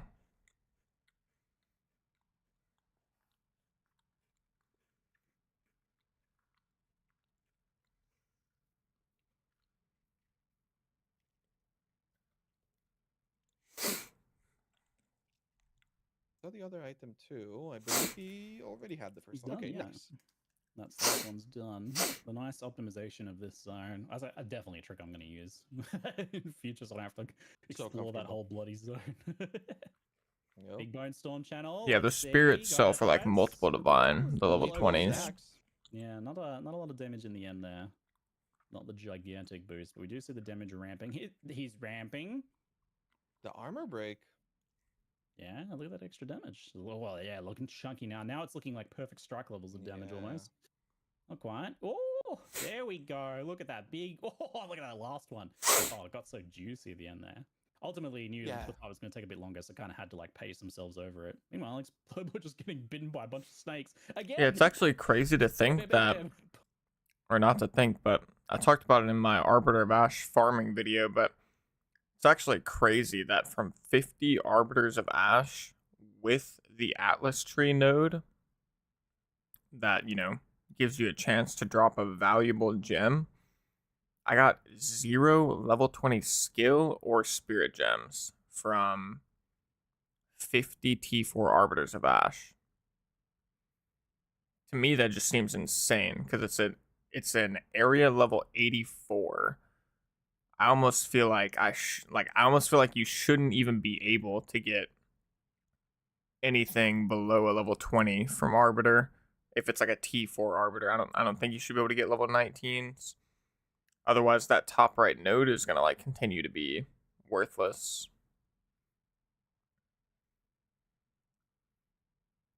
And it would make farming Arbiter a little bit more consistent if he actually dropped level 20 gems. Like you could expect a little bit more of a consistent currency income. Yeah, but I keep mixing up my mutes. When I go to like unmute the stream, I'll like mute my mic on accident. Explosions there, just kind of managing that damage into the stun. Very good, very good. Clean so far, but there's a vulnerability This circle boss right can be there. quite nasty, but it looks like the perfect strike setup makes it very easy. Nicely done. Yeah. You've seen other players struggle with this boss a lot. Yeah, for sure. She can be a bit dangerous. What do we have? Here is the death. Oh no. Yeah. He ate like I saw it live back of these like snake punches. And then oh goodness. He was so confident about the position. It was a millimeter. Slightly off. It was just slightly Wait, that is off. crazy. That's what you want to do. You want to be right on that triangle, but you just needed one more step.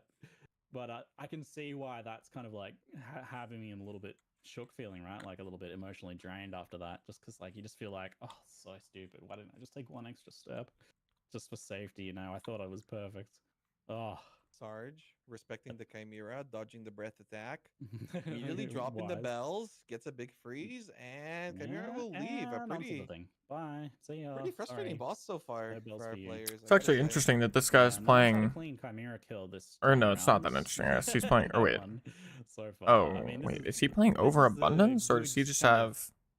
not optimal, but Did he have 3 bells out there? Suboptimal. Yeah, wait, I think he is playing overabundance on one of his bells.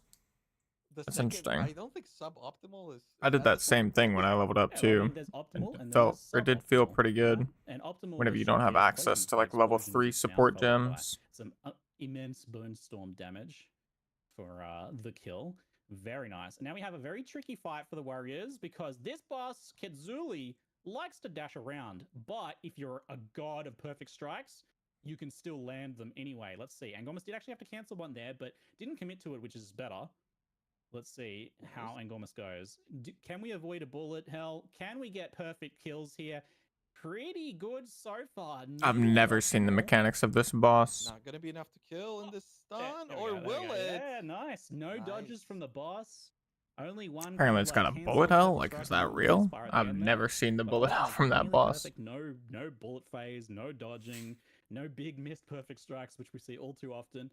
Pretty clean, and it's such a big difference too for that boss. Like if you miss and it goes into the dodging, and then you miss like several perfect strikes, and then a bullet hells, you're like 30 seconds, 40 seconds behind at that point. Almost suboptimal. Alex is just still slightly going. above suboptimal. This is Ziggy questioning my soul. So fun English every day. Thank you very much, Ziggy. Alex, going through the waterway. My first character was Titan, so I had no choice but to see every mechanic. Yeah, I almost feel like I should have. Maybe that's something I'll do in the downtime of the season. I need to like go through. I could like level a character. Maybe I'll do a witch build or something. I don't know, but I should level a character in the downtime and literally just like you know, not even attack the bosses. Like I should just sit there and see their full move pattern, so I've at least seen it like once.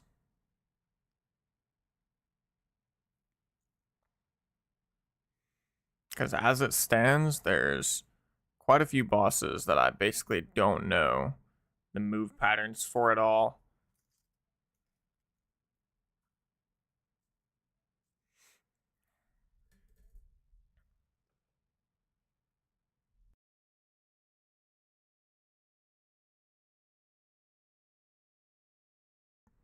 Honestly, everything past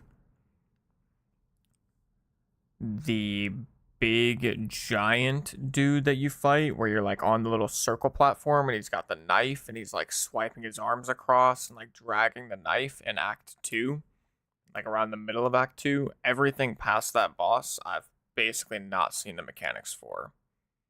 Like the big skull dude, Jaman Ra, the Queen of Filth, the Jakani Sanctum, big robot snakeheads boss. This lady I've never seen. Like I saw one time on one of my characters, the dudes on the outskirts start like stabbing spears, and I instantly died. And I've only seen that on one character.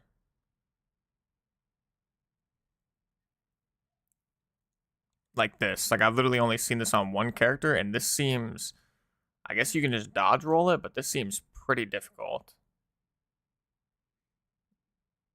I mean, actually, yeah, it doesn't actually look that difficult if you just dodge roll it, but my first time seeing it, I definitely got yopped by the little spears from the outside.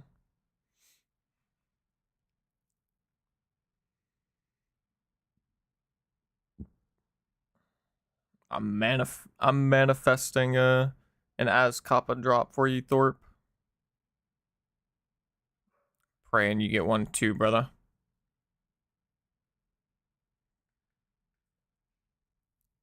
For a miss. I'm sure he's very happy with the it. witch. Oh, That was the Oh. Rest in peace. Coming too. Really questioned whether he should be. He's typed XD. I don't know if it was so fast after he clicked the checkpoint that the repause was like, might not have even got it in time. I don't even know if tough. he was. Did he click it? I was thinking that Yo, maybe and he was going Gormus to still is survive. so far ahead. It's like But not I even don't know. In that funny situation, what's it's like, happening what are right the ways now. you can go? You try and go for the quick pause and try and dodge it, or you go for like a Oh. you don't do any reroll. What is this clip? Hello? Production? Clip. Oh no, this is the suffering Was that clip. G? The suffering clip. It looks like we did have an upset there in the waterways. We cut to a clip of someone just being dead, just their body lying on the floor. Oh no, it's the previous weeks all over again, zooming on the players as they suffer. Alex is yelling no mana, but Alex, you've got no flash, no HP. Gets to the checkpoint immediately. Goes for the. Yeah, this is actually like a Respawn those stomp. mobs. I'm not even gonna lie. Respecting his This foes, Angormus respecting guy his is just enemies. unbelievably Something that cracked at Angormus the is not warrior looking to do as class. he is heading over to the final boss, Doriani.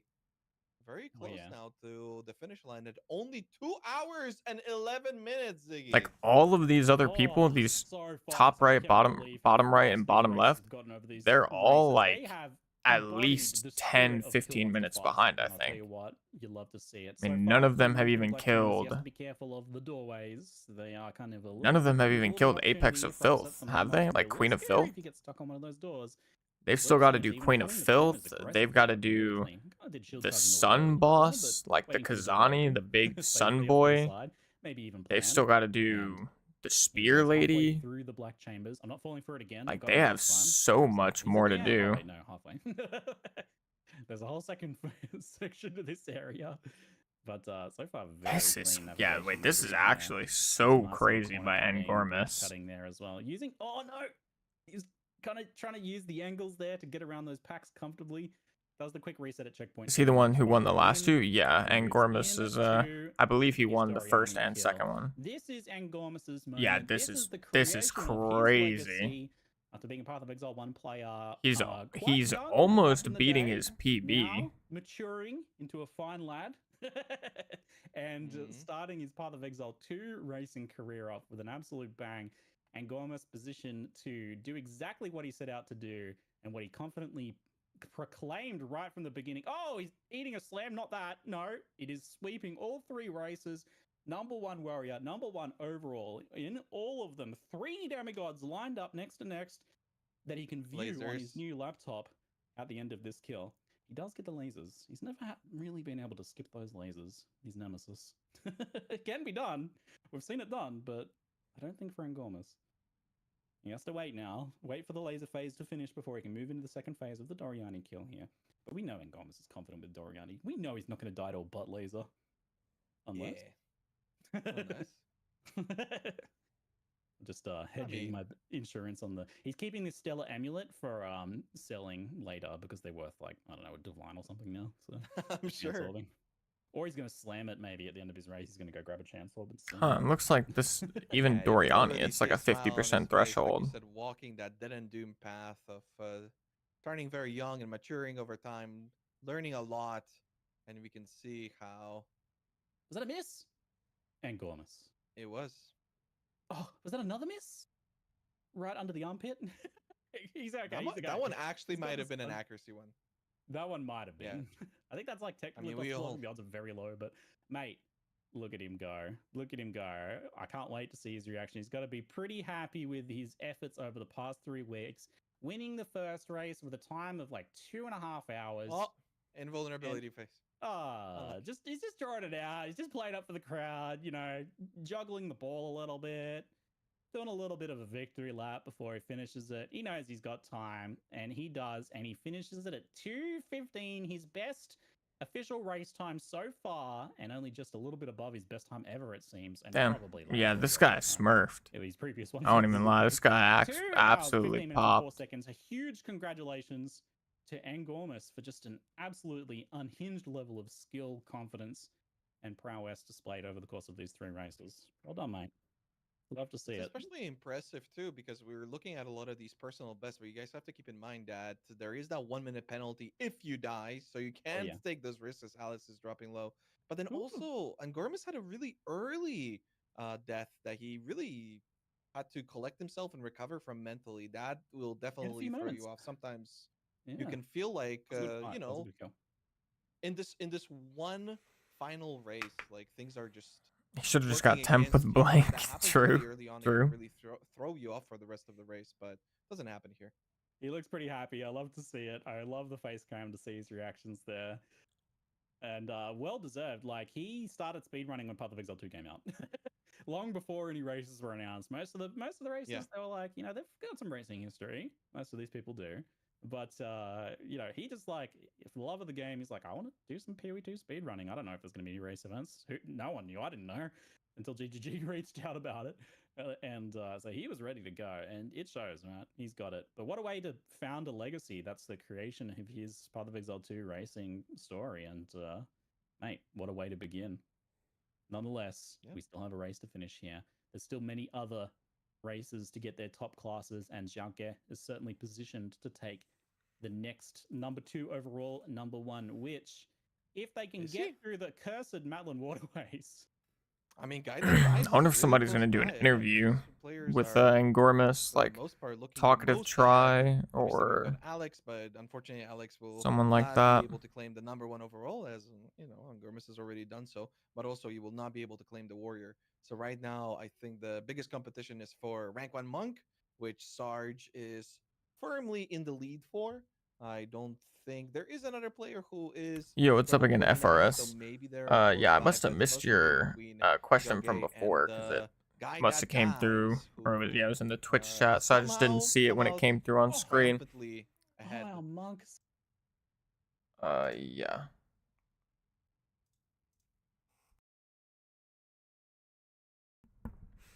But yeah, to answer your question, you said, do you have any plans on making some sort of guide / tips for early league? It'll be my first fresh league, and I feel like I'll be running around like a headless chicken.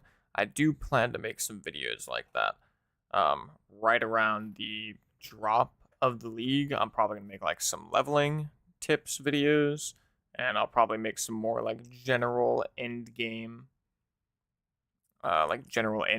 guides right around the beginning as well. And a bunch of my like farming guides that I've made already this league, I might remake them for next league, especially if there's changes. And if I do, I'll make them towards the beginning. But if there's not big changes and I don't remake them, then some of the guides I'm making right now would also definitely be helpful. Like farming Trial of Secamus, once you get into early end game, it's going to be very, very profitable. I made a full guide on that. Trial of Chaos would also be good. I made a guide on that. But more like leveling and just general endgame guides, I'll definitely be making some of those at the beginning of the next league.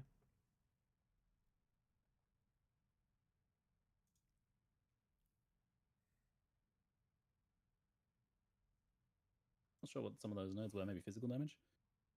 Interesting stuff also from Donkatsu, our ranger player here. A quite different approach than we've seen last time he was on stream. Now using the poison arrow to get through the waterways, and quite a lot of respectable respect towards the mobs as well. Also, what's up, Sam4? I don't know if you're still here, sad Sam4. Where Fidus is as well, because the race for the Rangers has been. And Gormus was the one that ended up winning. Is likely in the lead, but I'm going to do a little bit of a ladder check and maybe see if I can find out if Sarge is looking pretty likely to win the monk, so maybe we can watch Donkatsu and Fifus. Fifus, yeah. Sorry, Fifus, not Fidus. Here we go. Who's Fidus? Sorry, Fifus. Fifus, our other ranger here, both of them in Matlin Waterway, as it looks like Fifus just starting. So Donkatsu just being about a zone ahead. So last week we had Fifus as winning after early kind of upsets for Donkatsu in Act 2. And we all kind of wrote him off. We were like, oh, he's like 20 minutes behind. There's no way he catches up. So we watched Fifus taking on Doriani, only for Donkatsu to beat him by a minute in the end, and we missed it. It was brutal. They are in the Zhao Ji and the guy that dies are in the exact same spot. Yeah, I mean, they are I love So it. neck and neck. We have one monk kind of running a little bit by themselves. I don't know how strong their competition is right now, but we have to check in on that later, get some reports from the background. But we have two very close races here. The Rangers on the left and the Witches on the right.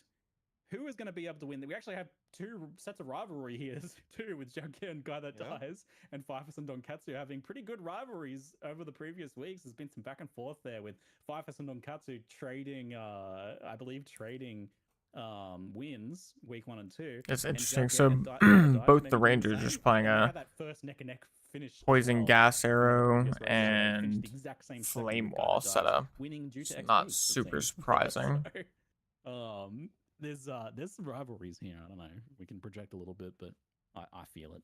I feel it. It's intense. I mean, I'm sure they're feeling it more than we are. Come on. I mean, at this point, they're very familiar with each other. They've been studying each other's replays. They're looking for every little bit of an edge that they can find here. And I mean, they are really just so neck and neck. I'm trying to pay exact It sounds good attention to where they FRS. are in terms of And the sad to hear layout. you didn't get a And I do like a believe that banger last flame Yoki is drop a from the little second bit best further runs. ahead, but Hopefully you still made some good currency. Oh, I missed it. I was But checking yeah, the it is so late in the league at this point now. The currency is that's gonna give all Vipers, basically becoming time to valueless. catch up. Yeah, it's even closer now. Yes, good. I like That's it. right. Sorry to Donkatsu, but I like that. I have a hard time just choosing who to cheer for between these players. As a caster, we should be unbiased, but I'm so not unbiased. But actually, I don't know. I kind of like my heart goes for both Fifus and Donkatsu here. They're both great We races. set the and rules, both, like Ziggy. really want it. We don't have to be unbiased if we don't want to. Listen, I'm rooting for the closest finish. I am 100% on board with you on that one. So Donkatsu's death, beautiful here. It brings them closer together. Fifus with a little reset. Not sure if that was a skip reset or a zone layout reset. That might be the skip. Oh yeah. Oh, he didn't. What, did he forget the lever? He puts his mouse over it. So he reset at the checkpoint there. There's a skip you can do where you leap off the bridge to save a bunch of time. But I don't think he pushed the lever or he left too early. Oh, no. Yeah, that is kind of true, FRS. There's so many relics that you get. So that is kind of fair. And I mean, at the beginning of the league, it'd probably be chill because I mean, you're actually making pretty good currency from it, so it'd feel pretty good. But towards the end of the league, it does feel super tedious.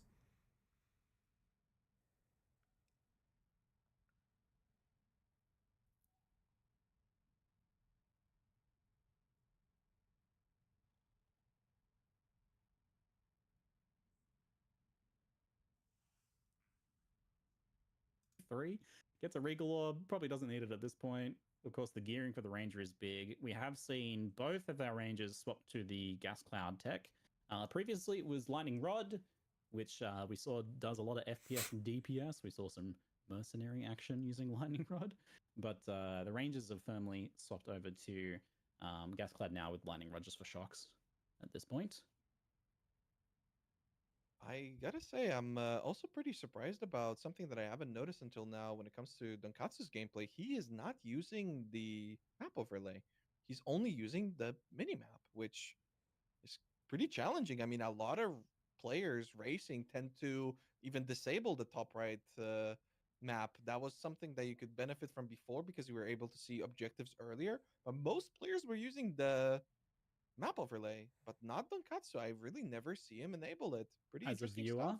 I appreciate that because it is my pet peeve when streamers always have the map overlay up. They're like fighting Shaper or some Uber boss or something, and they have the map overlay up. Nonetheless, the guy was solid, and yeah, I got a couple of bases. Desperate Alliance faces, nice. Sometimes Didn't really keep track of it, but I'm planning to next week so I can flex my shitty RNG. Fair enough. Yeah, you'll probably be able to make a ton of currency with it at the beginning of next league. Particularly if they don't make big changes to, how you get currency in the end game, of course. The Bone Storm, but not many stacks yet. But I did make the guide a bit late into the league already, so the market was already shifted a little bit. No, look at it. Look at it. You can't. You're breathing manually now. No. Your arm is itchy, Ziggy. You just realized. What are you doing to me? Please, I just want to watch the race. Rude. That was a pretty clean kill, though. He was forced to dodge one of the channel barrages, but does manage to get a somewhat clean Look kill. at this one. No, another one. The witches are so neck and neck actually right now. I can't unsee it. Oh, I mean, that other witch is probably like 30 seconds to a minute ahead. Damage is ramping a little quicker for a guy that dies here, but we'll see how his fight goes. He's got plenty of flash charges. He's managing that health pretty optimally, using that flash right at the last moment. He's got, of course, the gigantic energy shield buffer of 770 here for these boss fights, just to make them super safe. So he's not at all worried there. He can take nothing can deal that amount of damage to him. Guy that dies will not die, barring any like massive series of mistakes. So he's got a safer set of kills than Jacques has. Which It'll be interesting to see if certain relics are more expensive at the start of next league. I'm sure certain ones are going to be super expensive, like the ones that you could use for the rest of the league. Yeah, like a 20% quantity of relics and with 10% movement speed, something like that is probably just going to be insanely expensive because it'll literally last you the entire rest of the league. So it's like such a good investment to make early. So it should be really expensive. He's gonna be late. What are you doing? Oh. The mouse flick, but he flicked the mouse. It was still pretty good. Come on, the mouse flick was nice. This guy plays a lot of FPS. that was more than a frame of map though. That was like 10 frames of map right there. It hurts. I love to see a good lever skip. That ain't it. Guy's keeping the antidote charm in his bag. Wonder if that's for Queen of Filth or if that's for the Spear Lady. That has been a struggle for him. He's been a lot better this race though. He's definitely improved in that regard. Much cleaner inventory management. He didn't have that issue yet last week of like not having stats to keep his helmet equipped. And, there's a pretty reasonable gap between the Rangers at this point. Donkatsu is so risky for Zhaoji, but quite a bit ahead. I mean, they're surviving. The energy shield is very small, but sufficient enough to survive as the players are approaching the Viper fight. I don't even know if we should be full screening, to be honest, probably because it's getting really close. We're gonna have simultaneous boss fights. Double Viper. We've got 3 boss fights going on. We have to zoom out for this one. Donkatsu prepping all the gas clouds. Gets a little explosion off there. Nice bit of damage as the follow-ups start going down. Nice fast kill for Donkatsu so far. Let's see if he can keep it up smoothly while Fifus is trying to catch up, but losing some time leap slamming on a pillar. Not exactly what he wants. The boss is rolling around all over the arena. He's having to position to try and not stand on that vulnerability, deal with the ads, not get slammed, finish off the boss. Dodges the roll very nicely. Actually, just smooth reposition. Very good. Right as our Viper fights begin for both of them, it could not be closer for them. Yep. Simultaneous demon forms. You might also think that the energy shield isn't as big of a deal because of the amount of the witches are now neck and neck again. The majority of the damage is physical. I believe only 25% of the damage on the majority of the attacks coming out from Viper are actually chaos. So we've got nice dodging from both of our players. Obviously, with them being ranged, they're able to deliver damage during this phase. Ooh. Okay, yeah, whatever is happening in the Viper fight, like, these mechanics are crazy. Positioning, just not like skipping a beat on the I never saw like the purple circles, or I've never seen that in my fights. Circles. A lot of players would be focused on the defenses and trying to stay alive right there, but guy that dies is taking every opportunity to get that DPS up, and so far is leading Jacques now. I think he started a little bit behind too, so taking the advantage in this fight. As Jacques moves into the smaller, more compact arena, it's getting a little bit more difficult for him here. Another channeled phase for guy that dies Viper, but he now there's fire circles. What the heck? Ooh. Wait, yeah, this is crazy. He can tank a hit though, I reckon. Pretty sure. Yeah, I mean those purple explosions, I think those are primarily chaos, and as much as they're not gonna kill you immediately like in POE 1. Obviously, he's got a little bit of HP. He is taking double damage, right? And with the reduction to HP, he should still be tankier than Zhao Ji, but Zhao Ji gets the damage lead. Yeah, after an early lead for a guy that dies, he lost a lot of time in that phase there. He's had to be a lot more careful. Overly much? I don't know, maybe worried about getting stunned or something and losing a channel possibly. So playing a little safer and losing a bit of time and coming out a good 20 seconds behind Xiaoge, which is crazy given how close that fight was and the lead they had early there. Tonkatsu got a very fast kill there on that boss and is ready to keep on moving on as Pfeifus takes down the Queen of Filth pretty cleanly from the looks of things. A bit more movement, maybe, than you want, as she's rolling all around the arena, drawing big triangles around the arena. Pfeifus really fell behind, though, I gotta say. I mean, they were pretty close, yeah. Close to each other, yeah. But now there's pretty much an entire zone difference. He still has to get through the entirety of this next zone. Oh, Xiaoge, no! Oh, the witches are going to be so neck and neck. Oh my goodness, a death from Zhaoji. Actually, a guy that dies might end up ahead. Oh, he hit a dead end though. Switches out, right? He doesn't have the energy shield for. He's got 550 health. Getting through mobs. Yeah, but he's got a significantly larger focus on those defensive properties of his gear. And yeah, I mean, maybe Guy That Dies would have survived that just because he was paying more attention to his gear. Maybe there's a little bit of an RNG factor there too. I don't know if Guy That Dies knows that his opponent has in fact died. He is where he died, right other there. guy dies.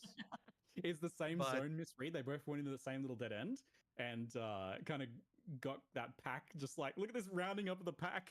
Yeah. Oh, it was not even the dead end. It was like trying to get through the door, wasn't it? Oh, yeah. So we saw a Guy That Dies do like a Guy That Dies is a little bit ahead now. The witches are so close. Is Zhaoji okay? He's got the timer. Does he not need to click the? I don't know if he knows. Has he missed the timer? I'm pretty sure a minute's passed. He might not know that you can kind of like be sitting there spam clicking. He might have thought he had to wait a minute. So he loses a couple seconds there where he could have like been ready to go earlier. Guy That Dies actually might just take it now. Dr. Dexter is doing well, so if production can kind of give it a check in of them because apparently they might be at a similar position. And we can maybe see how they're going. It's a little tricky now with like these 4 players being so close together. It's gonna be all witches. I think Pfeifus is leaving us. We might have to. I got it. We'll have to keep an eye on Pfeifus in the background, maybe. See if he kind of catches up and closes the gap here. But Dr. Dexter. Oh my goodness! Wait, Dr. Dexter and Guy That Dies are so close. We haven't seen Dr. Dexter in the race yet, I don't believe. So in the background, they've been quietly chugging along. And actually, at about the same spot that Guy That Dies is at. Guy That Dies just had to do his own reset. With how close this is, he reset kind of just before the halfway point, and Dr. Dexter just crossed the halfway point. Unless something goes wrong. Ahead. Yeah, unless something goes wrong, Dr. Dexter is half a zone ahead almost. I mean, so there is the laser. There is an invulnerability phase too. It's possible. He's got massive health pool. Oh, he's at the boss. He's got a fair bit of energy shield on now, so I don't know if he's doing a gear. Oh, he is at the boss. Wait, this is Dr. Dexter coming in. Oh, wait. The cursor looking a little bit shaky for Dr. Dexter, but an experienced Path of Exile 1 racer. I wonder if he knows that he's in the lead right now. Why did it respawn? This is crazy. I'm uncertain. I cannot believe how much Dr. Dexter is just quietly kind of. His mouse is shaking. Holy, he's got that adrenaline pumping. That was so fast. He's only 460 health, proving a liability once again as he suffers 2 deaths in 2 zones. Zhaoji is cooked. Oh, he had such a good run, and he's had some incredible races. No, the misread on the zone. Giving Dr. Dexter every opportunity. Oh yeah, this is so close. I mean, Dr. Dexter should win probably, from out of their grasp. But Guy That Dies, both favorites here. It is super close. Coming up crazy here. And he didn't even reset at the checkpoint. He knows that he's just so close. There's a laser for Dr. Dexter. I think the same thing is going to be happening for Guy That Dies. Obviously, you're also able to preserve the stacks. Wait a minute. I mean, Guy That Dies looks like smooth. Does he? Yeah, I actually think Guy That Dies might. No, it's on his bars. I think he doesn't realize that his demon form is not on. What am I looking at? What's happening? Or he's going into its second phase, maybe? That might be the specific kind of like. Yeah, but he's got no stacks now. Yeah, he enables it now, but there's no stacks. Was he thinking that he's not going to be able to do enough damage? Built, yeah. I mean, Guy That Dies removes his form too, so I think they are. Okay, yeah, I don't know. I mean, I think that just for that second. It's just so close. Dr. Dexter should have it, I think, but. Oh my. Dr. Dexter has it unless guy that dies can kind of pull out some big damage, and Dr. Dexter loses like a phase. Oh, not getting hit by the lasers is a good start. One mistake costs him this win here. He gets a nice Dexter big stun, is though. That's out physical of damage. mana. He was That's not what worried you about want. running out of. I mean, wait, actually, yeah, guy that Oh, dies. no. Mana flasks Ah, instead. this is. He's got one charge. It looks like it's a recovery based one, so he's got one more charge in there, which hopefully will be enough. This is so With a couple close. more big hits, I he think does Dr. lose Dexter his might be demon form, doomed, though, so it's gonna be actually. a slow end of kill. No, He's this no definitely demon reminds form. me of earlier witch fights in the previous One weeks mana where flask, one life they just flask. run out of flasks, they run out of resources, and that last section of the fight takes so long. And that's That's always the dangerous part too. It's getting That's so not happening close. for guy that dies. Is taking the lead. Yep, guy that dies is gonna He's win. gonna do it here. If there's no invulnerability phase, He has it. he's gonna kill it. He has it. He gets the win. How? Oh. He does it. Dr. Dexter Wow. had it in the The bag. crucial demon form resource. misplay. Oh, it was so close. Yeah, So I don't even know if close. Dr. Dexter He is was so concerned trying gonna about get his second. Like resources. Zhao Ji Oh, could no, come in, and he just and loses ended up in that costing him last more. section. if Dr. Dexter Wow. doesn't kill it, Oh, which I it looks like there's cannot actually a feel chance how he's this not is gonna gonna kill go. it. I He's feel in the for immunity Dexter so phase. much. He has to deal with the slam now, and this is how it happens. It just snowballs. That mistake costs you everything. As that fight just draws on, and it's the hardest part of the He fight. doesn't know. And he's still out of charges, and he has The to wait for the mana to expression. come back. Oh, the expression. Donkatsu dies! Donkatsu dies! No, Okay. The expression on Dr. Dexter's face, he's clueless. He doesn't know. He's lost. Oh, Pfeiffer's dies We're in the swapping Pfeiffer him fight out. as well. Where's It's Pfeiffer's? It's chaos. I can't keep up. It's all Where's happening. Dr. Pfeiffer's? Dexter eating a laser. No, you can't die now. You can't die now. You fought so hard for this. Come on, at least take it. Take that second place. This is Come on, one more, so one more, one more. crazy. He does One more. no damage right now. He's got enough for one more. He's got enough for one more. Is it enough? No, he needs more. He's got it. He's got it. Don't eat This that is slam. it. He has no health left. Okay. There it is. Oh Holy. my god, I can Where's breathe. Pfeiffer's? Holy, that was a rough Dr. fight. Dexter. Pfeiffer's died in the Viper fight. He died. Where's Oh no. Oh, we switched out Pfeiffer. Sorry. There's double Pfeiffer. Production, There's I'm double Pfeiffer's. intervening. I'm sorry. Ah no, production. Why must you focus on his suffering so? Lundberger is out. Lundberger is out. out. Oh my god. He's done. Well, okay. Dean, I okay. need a moment to recover and sort through what we just hold on. witnessed. A three-way Mostly witch works? fight that was just so close with so much back and forth. I actually had no idea who was going to win that. We had Dr. Dexter come out of nowhere. This guy's playing a with zero frost lead, wall going setup in fight top with, left. What the such a heck? solid lead. And then only to lose it with resource mismanagement, not quite enough damage, going into that second, like that last part of the second phase and just falling behind a little bit, and actually losing the fight and just struggling to close it out there. We've seen it a lot on the Witches. It's really tough to avoid that situation. If you can't get through that fight cleanly in that first like demon phase, or preserve your resources and manage them perfectly, those like last second life loss uses, it just all adds up. It's a really high skill cap play style. I thought Warrior was really high skill cap. I'm starting to think Witch is even higher due to the resource management aspect of it. There's a lot of tactics there that have to go into play.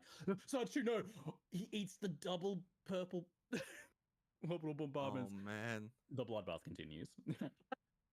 Tries to do a little bit too much damage, but Donkatsu, our ranger contender, despite that death, I think his hands are cold. I've been seeing him shaking his hands and breathing on them furiously. Yup. That nerves in the cold hands is the classic combo. It's looking clean here, though. This is a good fight for him so far. A lot of damage coming out, and Pfeiffer is nowhere near. This is our rank 1 ranger, potentially, that we are looking at, that just now died. A very emotional player, but a crowd favorite for many. How's it looking? A clean fight? 20% shock. He's building up that freeze. Big explosion damage coming down now. I love the freeze tech from those, the barrage and the shock and all that. I love how diverse the skill package is for the range. They really use every little tool at their disposal all together. Shock, freeze, chill. Butt razor. Very good, very good. He did a good job of staying like right on top of the boss and spinning around. And oh yeah, big damage at the end here, and just like confidently just hanging out in that lightning phase. I don't think we've even seen that attack very often. Gets the kill. Is absolutely stoked. He's finding out. I don't know if he knows he's won. Not bad for the ranger. Going to tell him he's getting the GGs in the chat. Let's see. He gets the 420. The moment he realizes. Oh wait, no, that's he realizes. I think he's realizing. There we go. Thanking the audience for cheering him on. Congratulations to Donkatsu. Well fought. We see the emotions. So we've got pouring out Warrior, from Witch, the Ranger race completed. it really feels. Still Feels waiting the oops, on feels the Monk, losses. Mercenary, Good and on There's, you, Donkatsu. in the Big meanwhile, win, there's mate. been Fighting. four Sorceress. more warriors finishing, including Alex, who ended up getting second. Yes, we did have Angolas, of course, win. Alex in second. Whole New Society is third. Sizfu, which I'm unfamiliar with, Korean player finishing fourth warrior, and fifth warrior Lundberger. And they all beat the Witches, actually, which is kind of crazy because I thought the Witches were a little closer, but they had so many like upsets and deaths. Yeah. Such a chaotic race. They actually have the potential to finish like with the same time as the Warrior or even beat the Warriors. Like Angolas was seriously under fire from the Witches, which is crazy to see that like the classes are so competitive with each other, but such a chaotic race. But nonetheless, 2 Infernalist finishes now. We've got Sarge 2 has been on this boss for a fat minute. We have had a Pathfinder, of course. Donkatsu get that Ranger win. Oh, he finally got it down. Firefest trying to close out their run here, leaving us with just Mercenary and Sorceress as Mostly our Sorceress. classes. Yes, so mostly works is on the Sorceress, and I don't know who is our mercenary. I think Mydra's is Mercenary. Okay, let's have a look. It can be hard to identify the mercenaries because they now typically use warrior skill packages almost entirely, cosplaying as warriors. So let me check the ladder and find out what our mercenary. Did they forget Monk? Like, did somebody already win for Monk? I'm confused. Is a very high level mercenary, but I don't know about their current positioning. Meanwhile, Viper's moving into their boss fight. Mostly working on that Viper. We do. Oh, that was like 3 explosions at the same time, mate. How close? Dead. There's a lot of sorceress here. Okay, there's 3 sorceresses right next to each other with a 4th one not far. Okay, there's like 8 sorceresses, and then okay, hold on. Let me count these. There are 1, 2, 3, 4, 5, 6, 7, 8, 9, 10, 11, 12, 13, 14, 15 level 31 sorceresses. Ziggy. Who is winning? I have no idea. I have no idea. I think we're only going to know after it happens for Sorceress, unfortunately. We're going to try and find 15? out. We're going to maybe get production kind of scanning around, just checking in on some people to see kind of where everyone's at right now. But we know where Firefest is. Firefest is here, trying to take second place position on the Ranger as he moves into second phase on the Doriani fight. We just had like 2 Viper upsets, mostly works, which maybe was. Oh my goodness, the Sorceress bottom left. That looks so sad. But it's a lot to tell at this point.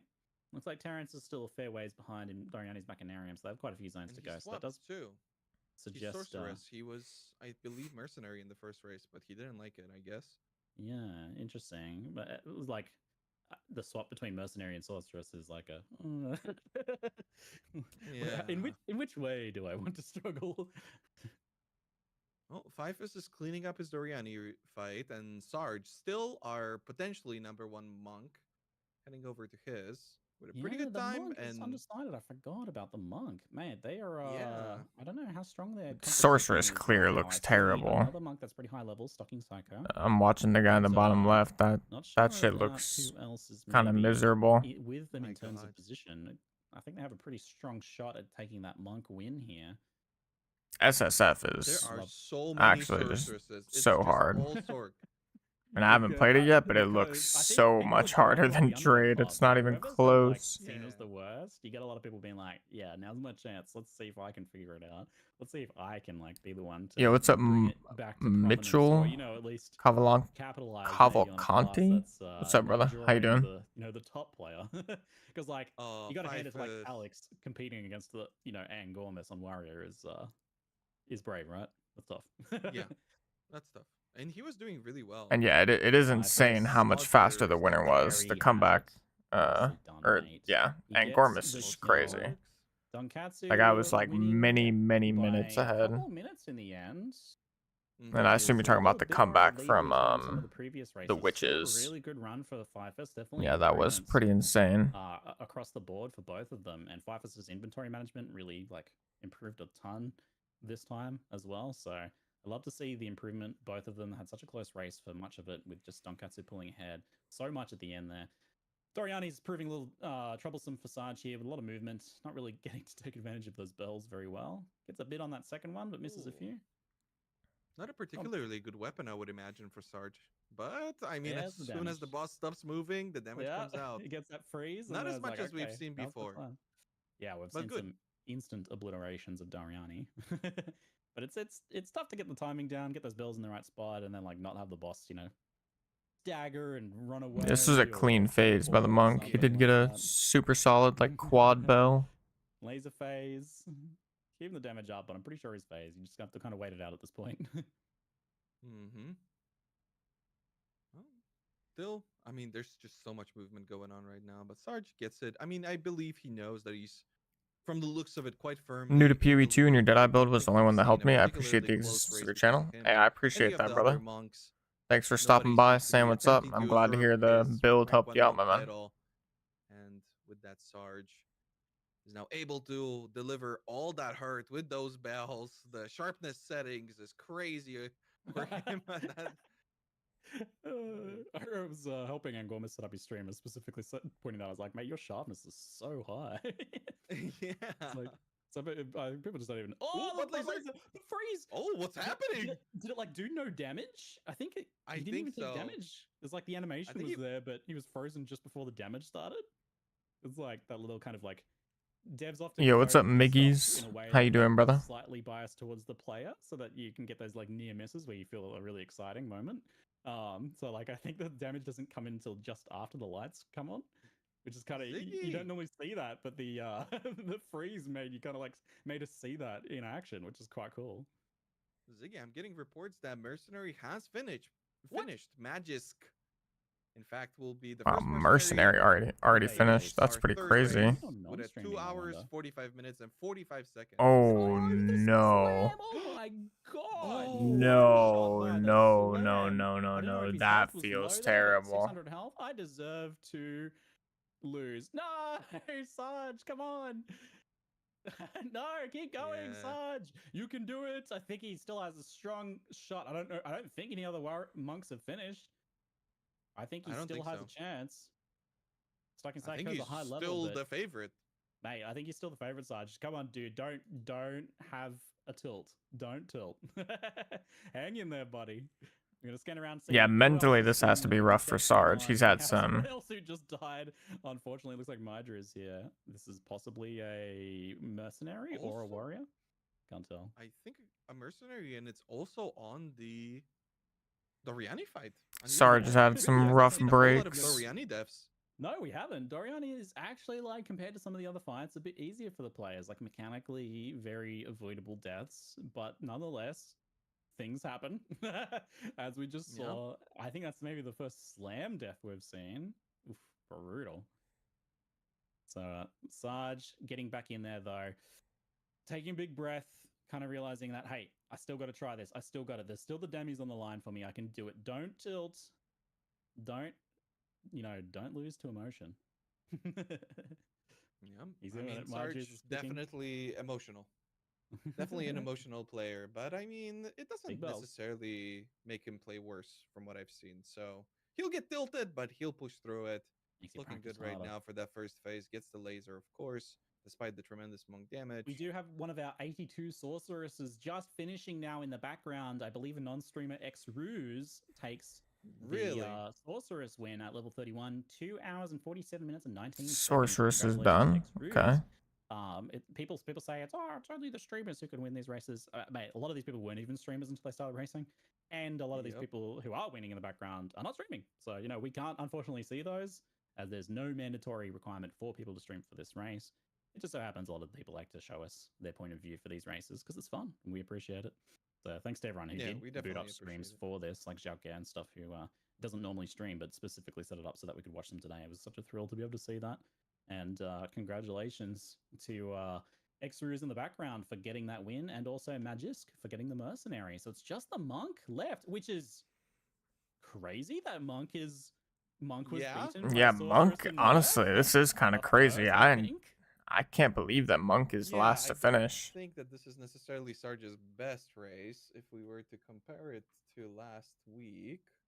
Yeah, I should have the notes on that one. Uh, Sarge had 237. Do This you? is significantly slower Oh than Sarge's yeah, previous race. wow. So I Right. think he's had a He lot had of a much better run he's had last a lot of week, so his upsets this mental's race, probably and yet fried he's right still the now. favorite to win potentially. But he's maybe a little tilted. Hopefully not. He gets a freeze on Doriani. The bells are down. He's doing the damage, but not quite the burst we usually get to see. Oh, invulnerability. Yeah, invulnerability. There's the bells just sitting there, impotently. He's gonna dodge the slam. He dodges the slam this time. Much better. Oddly He was enough, that slam doesn't actually do damage, despite the visual and the whole big build up. I don't it was think the it would head have one shot slam him. last time, I think, that got him. Yeah. Which is a bit faster and scarier. The butt Oh laser my plus the goodness, orbital. laser, fire, Yeah, it's there's all happening. the 3 sentry Doriani shooting kills. down. I love my Drizz's taking off the chest to run around to avoid the slam. The optimization there is very nice. He eats the slam. He gets credit. No, and he eats the lightning strike at the same time. The slam wasn't a problem, but the slam plus lightning strike was a bit much. He goes pretty low there. He's no life loss, no room. Oh my goodness, Sarge just does not have a chance to like do any damage. Good job, my Driz. Gets his It's finish. so difficult. Unfortunately, not able to take a damage as it has that a already been second? secured. That's a second invulnerability for Sarge. No, so unlucky. He's really still doing drawing it, it though. out for our viewing pleasure. And this is the closing out of the race for us, as mostly works. Secures their sorcerer kill. Unfortunately, not able to take that damage, but still a very good. Is Sarge ever gonna be able to kill this boss? This is so. Finishing up here. This is like. With their monk Okay, fight. there They he do it, they get goes. the freeze, the bells Holy go down, man, the that explosions was happen. hard. And let's refresh the ladder and find out if that's it. Did any monk sneak in the background while they were finishing? I'm furiously refreshing. It's timing me out. I'm clicking too much. Sorry, I'm DDoSing the server. I think can't refresh I'm that not quickly? seeing anything new. I'm not seeing anything new. Come on, So it's probably him. I do think it is him. Let's come on, ladder up. Damn, congrats to all the winners. That was actually a very interesting race to watch. Closing things out. I didn't really get to All watch right. either of the other We two can- I think we live. can call it. Sarge is also going to get in. Maybe we'll see it here on Sarge's stream. But that does it for the final of this set of 3 Act 3 Doriani kill races. What a thrill it has been, and what a great start to Path of Exile 2 racing. Thank you, Rise, for co-casting with me for these races, mate. It's been so much fun. What a race that was. Mate, that was like such an exciting one. What a good finish. Yeah, I think initially a lot of people were pretty skeptical about these, but then I saw a lot of, especially top players, really feel like they missed out by not participating in the first race. So it's really cool that week after week we had more and more participants, and it got really crazy. I mean, those sorceress numbers blew my mind. 15 sorceresses before the finish line at level 31, meaning that they're all fairly close to each other, really. Yep. Really cool stuff to watch, and yeah, I can't wait to see the Yeah, evolution. Monk would have been like a prime choice for somebody to sneak in on this last race. Initially, people were thinking there's a lot of RNG and Sarge had like 15, like a 15-minute slower finish compared to his previous week. Gormus were able to be incredibly consistent in these runs. We've got classes like the Witch that are very close to being rank 1 that don't nearly have as much RNG because of the fact that they don't use a weapon. So really cool to see that the initial maybe a little bit negativity around PoE 2 racing compared to PoE 1 was not well founded. I'm happy to see that like the fear big issue there were ultimately not a problem for this form of racing. Like and it'll probably change and evolve, and maybe longer races, things like that might be more of a factor. But in this Act 3 race here, people were able to be so consistent and use tools like vendor fishing and the crafting the runes and things like that to be able to like get enough. They could just woke up, missed another race, need some night shifter races. How competitive it was. That'd be pretty funny. Ultimately, we saw have some going and at midnight was due to skill and practice. Someone who had been practicing for all 3 months. Long before they were announced, it paid dividends for them. So congratulations to Angormus on the big sweep, the big win, the founding of the legacy for the beginning of... Are you going to try that new Huntress? I definitely will be playing the Huntress next league. If Druid doesn't come out as well, then Huntress is going to be my first character. It seems like even here they were talking a little bit about the lack of crafting. Seems like they still think it was mostly skill, which is certainly true. I mean, it's not just like an RNG fest, but it seemed like they even acknowledged that there is an amount of RNG related to the items you get. And if it was a longer race, it would be even worse. But they probably do need to implement some more crafting stuff to help with that, which I'm sure they will. I think the future races will probably benefit from that a little bit. It's such an exciting, like, you know, burst of new things to explore in this like racing scene. And hopefully some of you folks who haven't seen racing before got to see, you know, some like insanely skilled gameplay, learn some tips for your own leveling, some little tricks and cool things like that. It can be really fun to participate, even if you're, you know, even if you don't think you have a chance of winning, because let's face it, you know, only a certain number of people can win ultimately, but it can be a lot of fun to practice speedrunning, to, you know, participate, beat your own times, get better and better, jump in that PoE community, share knowledge with people. Maybe you learn something cool you share that goes into someone else's strategy who then gets a world record. There's a lot of fun to be had there. So definitely get involved, or if nothing else, you know, cheer on your favorite racers as they do their practice runs. Cheer them on. I'm definitely gonna play new characters as soon as they're out. Yeah, same. Seeing what the next events are, whether we have some Yo, FRS with the 100 bits. I'm gonna head to bed, bro. Hope everyone has a good day / night and have a good stream. Yeah, I appreciate that, man. Take it easy. Have a good night's rest, brother. Thank you, man. But we are going to leave it there for now. That's it for now. I'm Ziggy D, joined by Raz QT, and thank you very much for watching. Bye now, folks. Alrighty. That was a good race. It's pretty cool.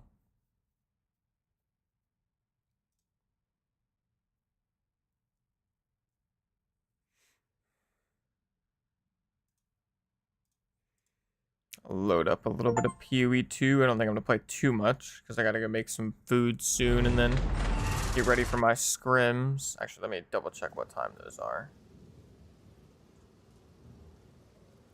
Oh, actually, no, I gotta start at 6 p.m. my time.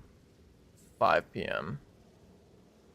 Yeah, I actually probably gotta go ASAP pretty much. So yeah, unfortunately, I think I'm gonna go ahead and call the stream there. I mean, part of me thinks that maybe I could or should just stream the scrims for Marvel Rivals, but I think it's kind of pointless. I don't think there's gonna be that many people that are too interested in it, and it might just like clog up or make it a little bit more difficult for me to communicate with the team. Let me run a poll.